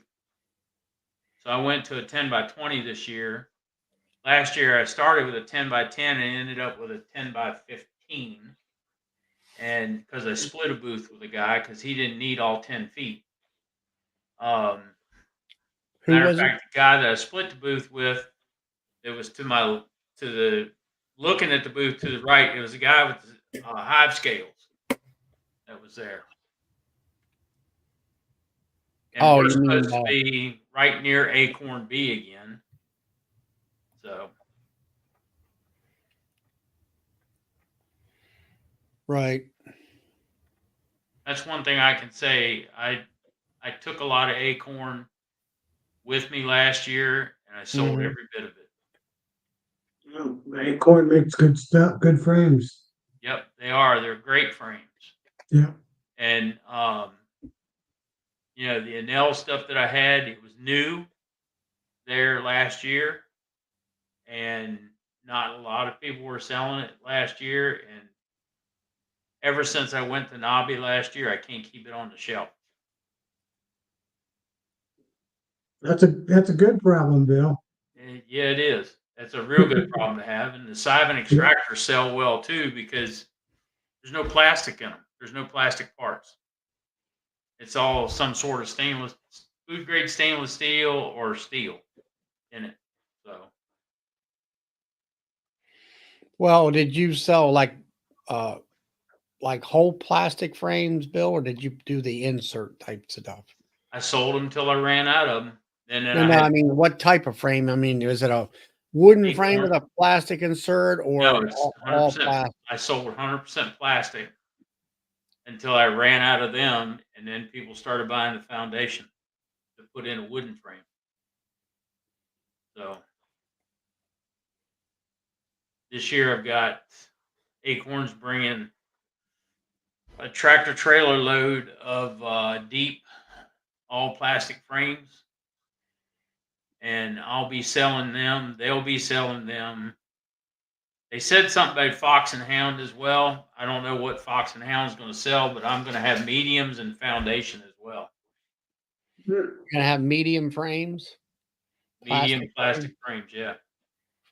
Well, I'll just come and see you. I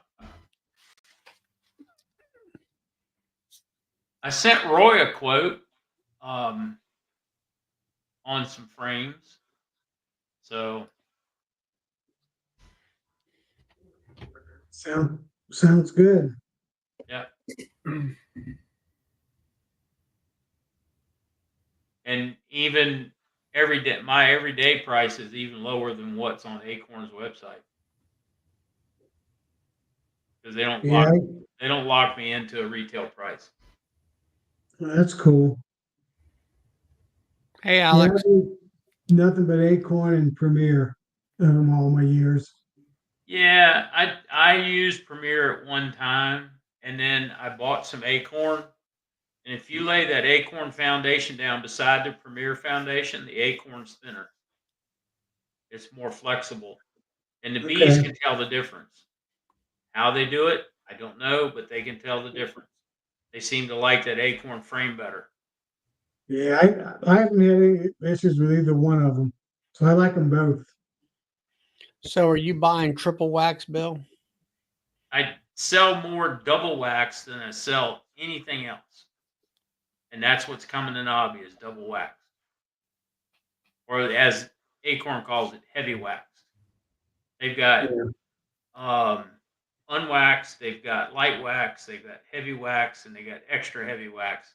Extra heavy is their triple dip. So, and sold. I had white frames and white foundation in the store. Still got it. Sold very little of that. Most everything I sell is black.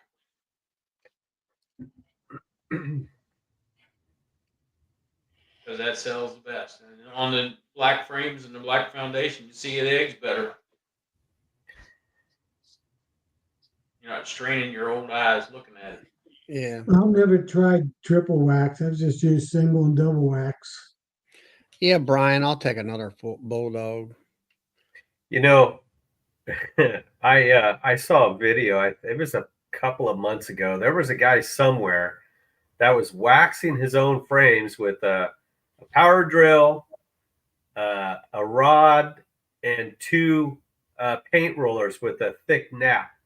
And he had the bottom roller was in a pan of hot wax, and I forgot how he got both rollers going, but it was powered by a battery drill, and he would feed the sheets of foundation through this thing. They come out the other side. He'd turn it over and run it down again, and he had a ramp at the end of this contraption he made, and these frames or foundations slid right down into a box for him, and he probably did 100 in, I don't know, 10 minutes maybe. I mean, it was that fast. He was just kept going and going and going. It was hilarious and ingenious at the same time.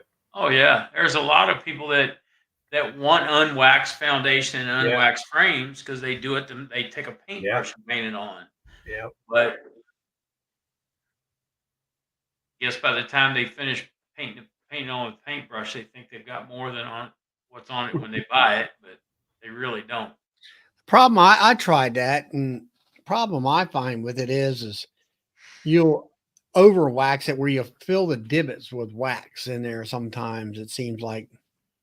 Well, the triple dip foundation, the cells that are on the foundation, they're full of wax as well. No bees. The bees draw it out. They'll draw it out even thicker. So is Acorn bringing the tractor and trailer over there? Mm-hmm. Well, I'll have to call you up, Bill. I need some triple wax medium. They're only bringing double. You can't. Now I can get the triple wax medium. Double's good for me. Huh? Double's good for me. I don't know. I always bought the triple. Oh, I know. Whenever I put my single or double wax, if I just put them outside in the sun or hit them with my heater and get it just to melt a little bit, put those in the hives and they'll build them out just like that.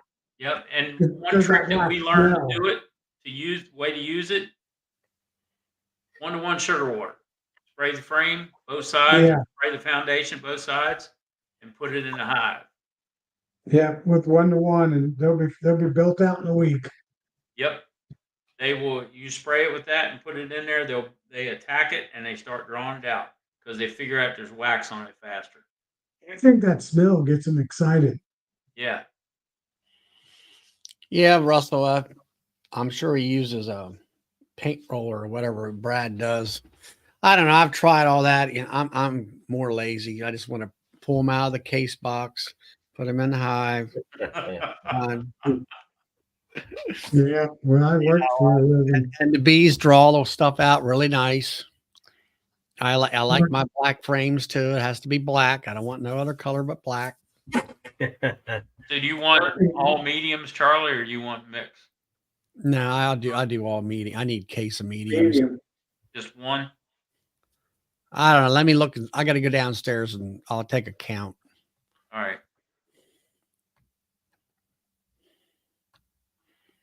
Yeah, the price that I got on my website right now under the Bee Expo pricing is the best price you're going to get on them anywhere, unless you buy wholesale from Acorn. Yeah, I'd try to get together with a group of people and we would buy 6. We're looking at freight and all that stuff and trying to get cheaper freight by getting at least 6 cases or something like that. A lot Yeah, of well, times. see, if you order it from me, I pick them up at Nobby and I bring them back to my store. All you got to do is come down and pick them up. Yeah, I can make a little vacation trip Yeah.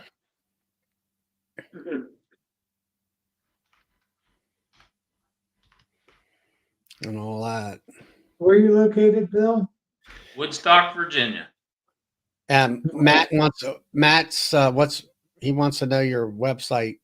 Put that in the Sending chat. it to him now. Shenandoah Bee Supply.com, I presume. Yep. Yeah. .com.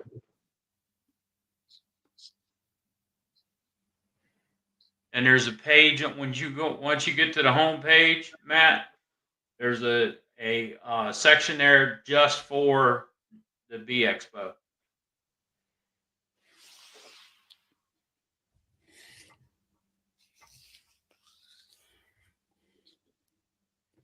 I have never had, as long as I've been using Acorn frames, they have never drawn comb off of the frame. It's always been fully attached, and there's never been anything wonky about it. It's all been a good quarter inch or more outside of what they would normally draw on a wooden frame. I don't know. I think I don't know if I ever had any problems with it or not either. I'm not sure. Hey, Charlie, can you put a Tritones question from a couple 3 minutes ago? Where was it at? It's what was the time? 9:47. I have one for 948. Seems Greg doesn't like Bob very much, and Greg isn't selling them. If he was selling them, it would be a different tune. I'd like to comment about it. I don't know why he said that, and that's everybody has a right to say anything they want. But the fact of the matter is that the breakdown of the tablet is 80% sugar and 20% a mixture of essential oils. Of that 20% mixture of essential oils, I'm not exactly sure how much thymol is in there. I know it's in there. You could smell it, but it also has eucalyptus oil. I believe it has carrot oil, cinnamon oil, and a couple others. And of that 20%, and again, this is a proprietary recipe. It's not known. Some of those essential oils might be, there might be more of them than others. It's just a recipe. If you look on the label of Apiguard, it's that tub or whatever you buy. It's 25% thymol. 25%. The rest of it is a water, or it's called an aqueous gel, and that's all that Apiguard really is thymol and a gel, and the gel is the vehicle for which thymol is riding along in. So it doesn't have that much thymol in it. I guarantee it. Because first of all, the majority of that tablet is sugar. And if you guys look at it, if you get them and you see these little specks they're not specks, they're chunks. There's chunks of corn in there. And I don't know what part of the percentage that would be, maybe 0.1%. I don't know.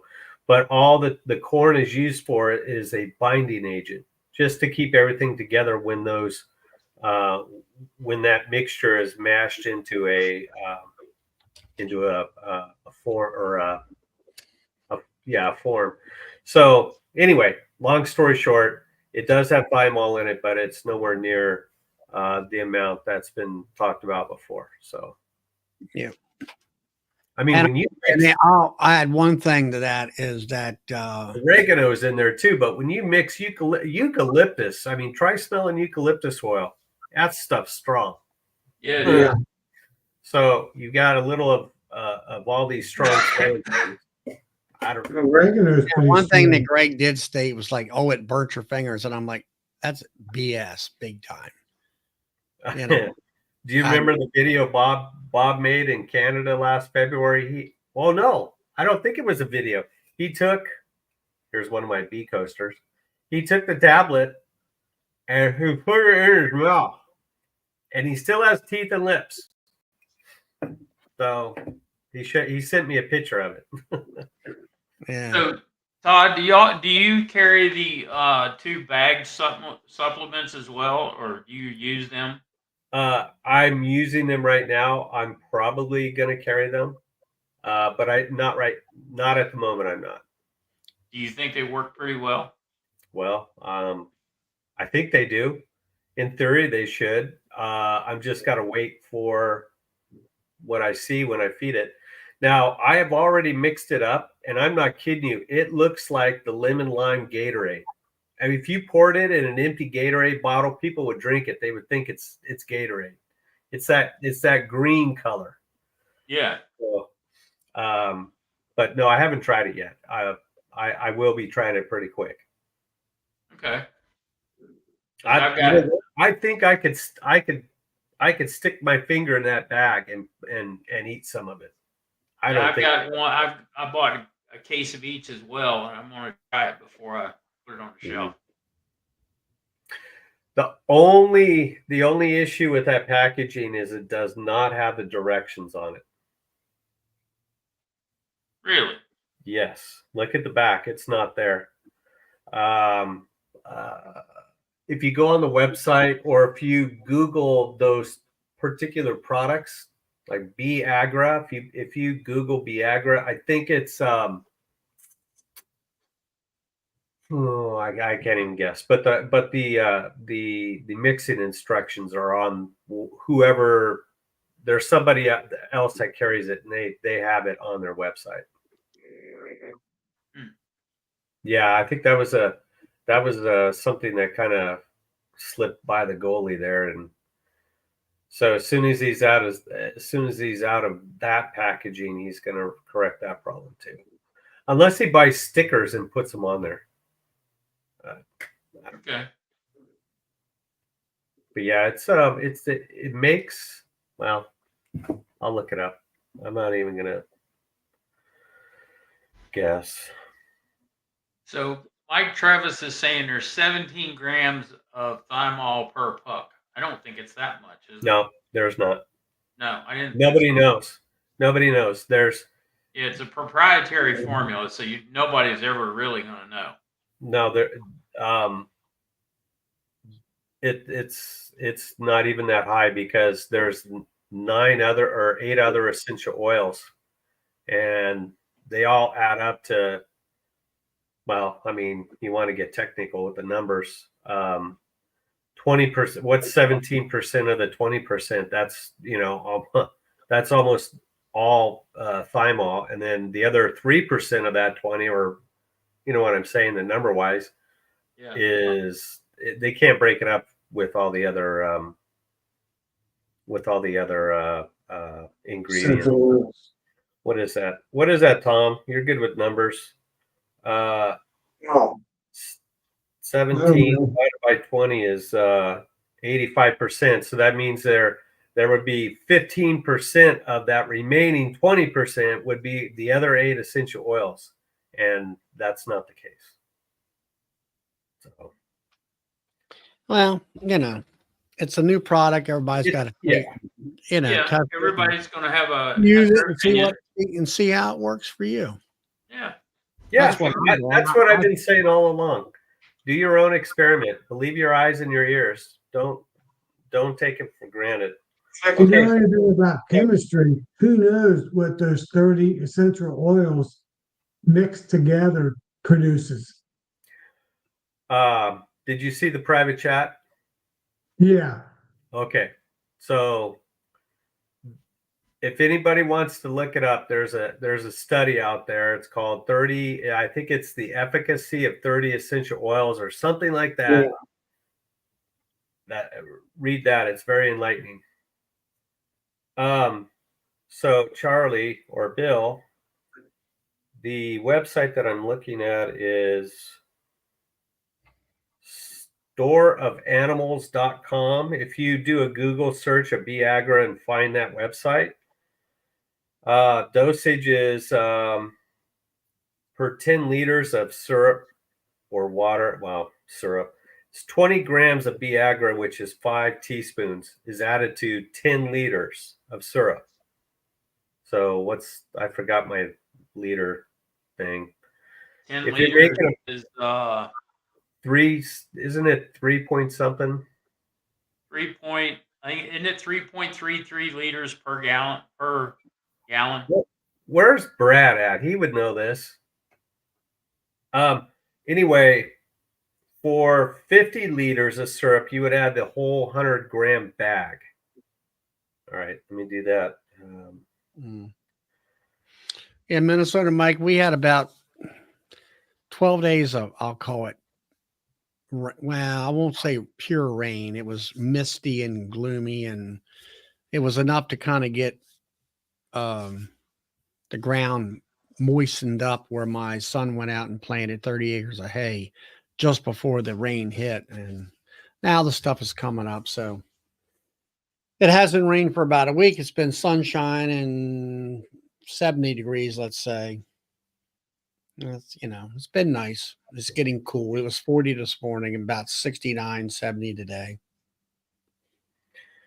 So 10 liters is roughly 2.6 gallons. So you would add 5 teaspoons of this stuff to 2.5 gallons. Yeah. So 10 teaspoons to a 5-gallon bucket. But anyway, it's on that website. What is it? The website? No, what are you talking about? Oh, Viagra. It's made by Viagra. That Viagra I got some mixture. Yeah. No, we don't need to get Charlie. Yeah, we know about your, the honey and all the side effects that has. The good side effects, right? Yeah. Is that a feed supplement or is that a anti-whack? Yeah, it's like a Apis biologics type thing. You add it to the syrup and feed it to the bees. Yeah, there's the Viagra and then there's the other one. I can't remember what the name of the other one is. Beineral. Yeah, Beineral. That's kind of like an activator, isn't it? I haven't really looked into that. They're very similar. They are. And they both have one's got amino acids and vitamins, and the other one's got I think the Beineral is made more for making pollen patties or mixing it into pollen patties. Yes. Or mixing it in with fondant. It's like a rocket fuel. Brian. No, don't call me.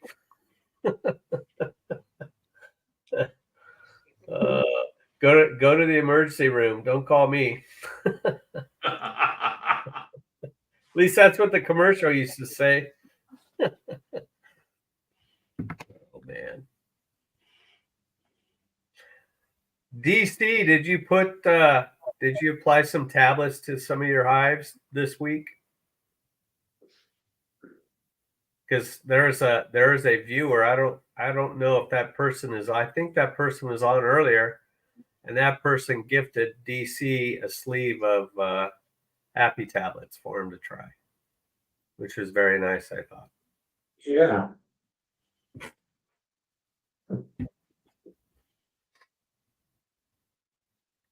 Not yet. Not yet. Oh, he's still feeding. Well, gentlemen, it's Yeah, been a good conversation. Really this can't. Night, Bill. I got to go get up early in the morning. Y'all have a good evening. All right, Yeah, Bill. All right. Bye. See everybody Yeah. Monday night. Monday All night.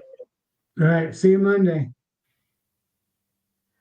And to Yeah. answer Roy's question, no, you don't have to. I don't believe you have to adjust the auto extractor, but you may want to check with the manufacturer of your extractor. Um, Oh, it's So- Roy. I spin all wooden or wooden and plastic acorn frames, and it's no difference as far as the extractor goes. Yeah, I haven't seen any difference. The Yeah. ones I have. Yeah, I mean, if you're thinking about if the wood frame is right where it's holding that frame in there, it should be fine. It shouldn't blow out of that wooden frame. All that stuff. Mike had a question about 2 tablet doses. Mm, No, I haven't. I've actually put 1.5 on. I've had one hive that absconded and left the tablet behind. They'd eaten like half of it, and I put that half in another box with a whole tablet, and that box ate all of it. They do say though, if the colony eats that tablet within a week, maybe up to, well, before 2 weeks are up, that it's advised that you put one additional tablet on there, and then that would be that, because for some reason they want that tablet over the bees as long as the bees can stand it. Randy put it one in the top box, one in the bottom box. Mm-hmm. And that's the other thing. That's totally up to you. If you have brood upstairs and brood downstairs, you could do that, or you could put both of them in the middle. I probably wouldn't do both on top, because you want those nurse bees to have access to it from the bottom box. It's a little easier on them. They don't have to go that far. But definitely you could put 2 in the middle. If you put 2 in the middle, since that tablet's going to raise the upper box frames a little bit, I would put the tablets next to each other from the side of the box, and not I don't know, it's kind of hard to explain, not the length of the top bars. You don't want to put them, I don't know, it's, you know what I mean. When you put them side by side, from wall to wall, side by side, it will still lift up one end of the frame. If you put 2 in the center of the box, it will lift the whole frame up instead of one end. So that seems to be easier to manage when you have those frames popping up. If just one end of the frame pops up instead of the whole thing. At least that's what I found out. All right, now Roy, you're saying extraction. Aren't you really supposed to be saying automatic uncapping? Is what I think that you're really meaning as far as plastic versus wood. Now, Bob Walker has that licensed automatic uncapper, and he's found that the wooden frame actually is a little bit wider. I think it is. I'm not sure. There was a difference between the plastic and the wood. I would think that's right, Charlie. The wooden ones are a little bit wider than the plastic. I think the wood actually worked a little bit better, but I think Bob finally figured out the fact that when you have a machine like that, you have to adjust it to what you're doing. And also, the biggest thing about all them, everything I've always looked at them uncappers is trying to get the bees to draw the wax out wide enough for the uncapper to really work. And I've had that problem is trying to get them to draw out, and all. Yeah, Yeah. guys, I gotta jump off. I gotta ice my knee up and all that little good stuff. All right. That takes some All right. time to do. You playing basketball tomorrow? Yeah. I can stand there and shoot. I won't be jumping though. Oh well. All right, everybody be good. All right, we'll catch you later. All right. See you, Tom. All right, bye. But anyway, like I say, yes, the guy here now, Via has the automatic uncapping machine.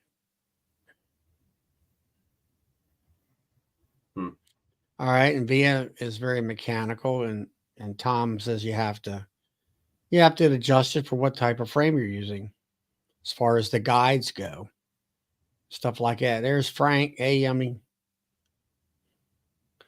and all that. Mm-hmm. Yeah. So, but anyway, I mean, like I say, I don't think I'll ever have that. I've been trying to do 9 frames on all my hives, trying to get them to draw the wax out, stuff like that. Yeah, get them to draw the wax out is definitely nicer. Mm-hmm. As far as even using a hand uncapping plane, that's which I use. Yeah. You can go, when you got a nice thick flat looking comb and you can just go zoom across it, and it cuts it right off there. And then also having that rheostat that Doug from Longman Apiaries told me about, that works well. That keeps that knife at a certain temperature all the time. Mm-hmm.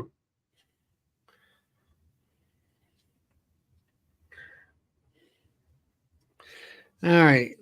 JW says bees putting wacky comb and purpose near the mold seams on the plastic frames. I'm not sure just where that's at. I have had them use, regular foundation and where they build up off the foundation sometimes. But I think maybe, Randy, it was a regulator for like a router, used for a router.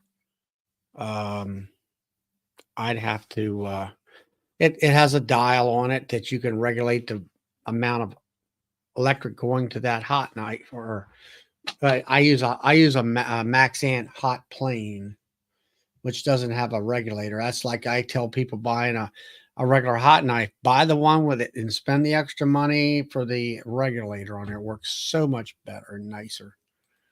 I don't know if I can find that stuff or not. See you later, Mike.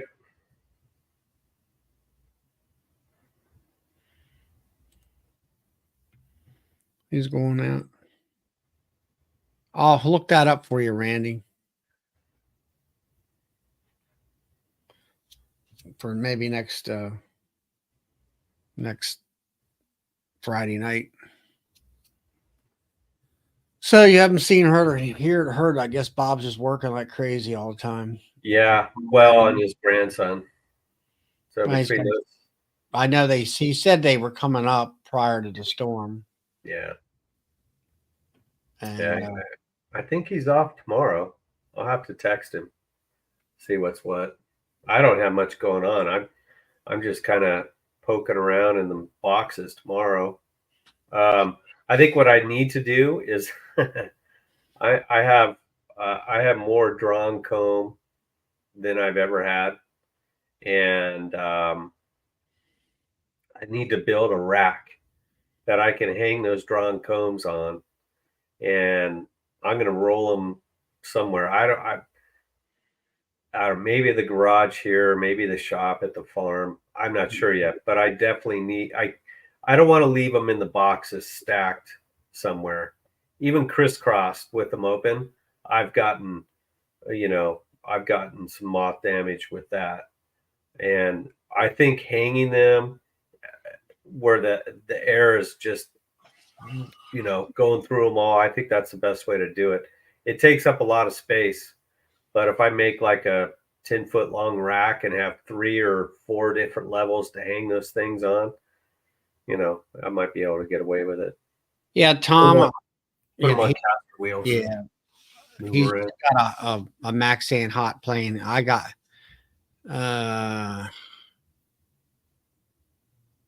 Oh, they're sprayed, Carl. the Maxan hot plane works great as far as I'm concerned. The cutter bar, you can adjust the depth. It usually cuts about thickness of a paper towel as far as the wax off the top, and you kind of use the handle for the depth of not so much the depth of cut, but you can, if you got a piece of comb there that I go across the medium frame, and they show where you're going to go up or the length of the frame. I find it's easier for me going across, and if I have a divot in the frame where the bees, didn't build the comb out square or flat, I can actually go down and cut that comb out and come up on, kind of like go up and across the top and cut that or the cappings right off. And I don't have to use a scratching knife or a scratching fork very rarely. Todd says, why don't, or Carl said, why not spray them? Well, they're being treated right now, but I'm not. I don't want to take any chances when I probably have almost 400. So I have a lot of drum comb, and I don't have enough freezers to put 400 frames in either. Yeah. I might. There's a small chance, but I might have a shot at putting them in a cold storage box at a guy's farm. But he hasn't given me an answer yet, so I don't know. I told him they're clean. I'll even let him look at them all if he wants. But he has a cold box that's he said it's kept at 35 degrees. So all the fruit and stuff they have left over, they put in there and they hold it over. Roy puts it outside and all that, but he's in Michigan. He doesn't have the yeah. Yeah. He gets the cold. It'll help him out there. What is it? The 11th. It was right now. It's 82 degrees, but it was, 2 hours ago it was 94. And it's almost the middle of October when it should be in the 70s, but it's not going to get cool enough to knock back wax moth for quite a Doug while. said just bring them on up there to Saskatchewan. Yeah. That is, I could do that. Yeah, walk-in freezer would be nice for a lot of things that I have. Mm-hmm. But there is one of those at the farm, but there's not enough room for me to put all those frames in there. I have to find a big one, big cold box to put them in. And like I said, I have a plead out to the owner, so hopefully he gets back to me. Yep. Otherwise, I will be making a frame rack to hold a ton of frames, maybe 2 racks. I really don't want to do that. Yep. So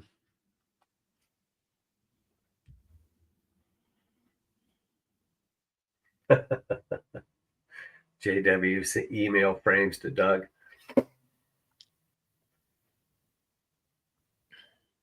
Build them out of basements? Well, I don't have a basement here, DC. This is California. They don't know what a basement is. concrete room. Yeah, I wish. Now in December, it's going to be cold enough where I can leave them outside, but not right now, not between now and then. I definitely don't want to lose that much drawn comb. So, Yeah, so far I'm good. I got the freezer space, but luckily I had my son. Guy gave him a medium sized freezer, mm, and I got it filled up. And I'm like, man, if I hadn't had that, I don't know what I'd be doing. It's probably yeah, spraying them with stuff like you're talking about. yeah, But my thing is I added more honey production highs, and so that means I'm going to have more.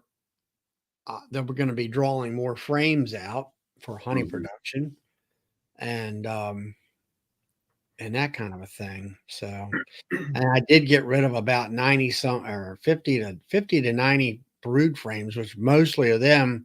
Good night, Joe. Uh, most of them were like filled up pollen frames and stuff like yeah, that. And I looked about scraping them, and I said, shoot, I'd have to have shoulders replaced, or I'd have to have a jackhammer to get the stuff off there. And I thought maybe the freezer would, something that was frozen, like it's real brittle when it comes to honeycomb, yeah. but not when it's filled full of pollen. It's like cement. I'm going to definitely call out some frames this year because I have a lot of drawn now. All of my drawn comb is not all brood comb, but I do have a lot of honey frames that got a little patch of brownness in them, where they had a couple rounds of brood go through them. But for the most part, the honey frames should be okay. But I need to switch out some comb, some older comb.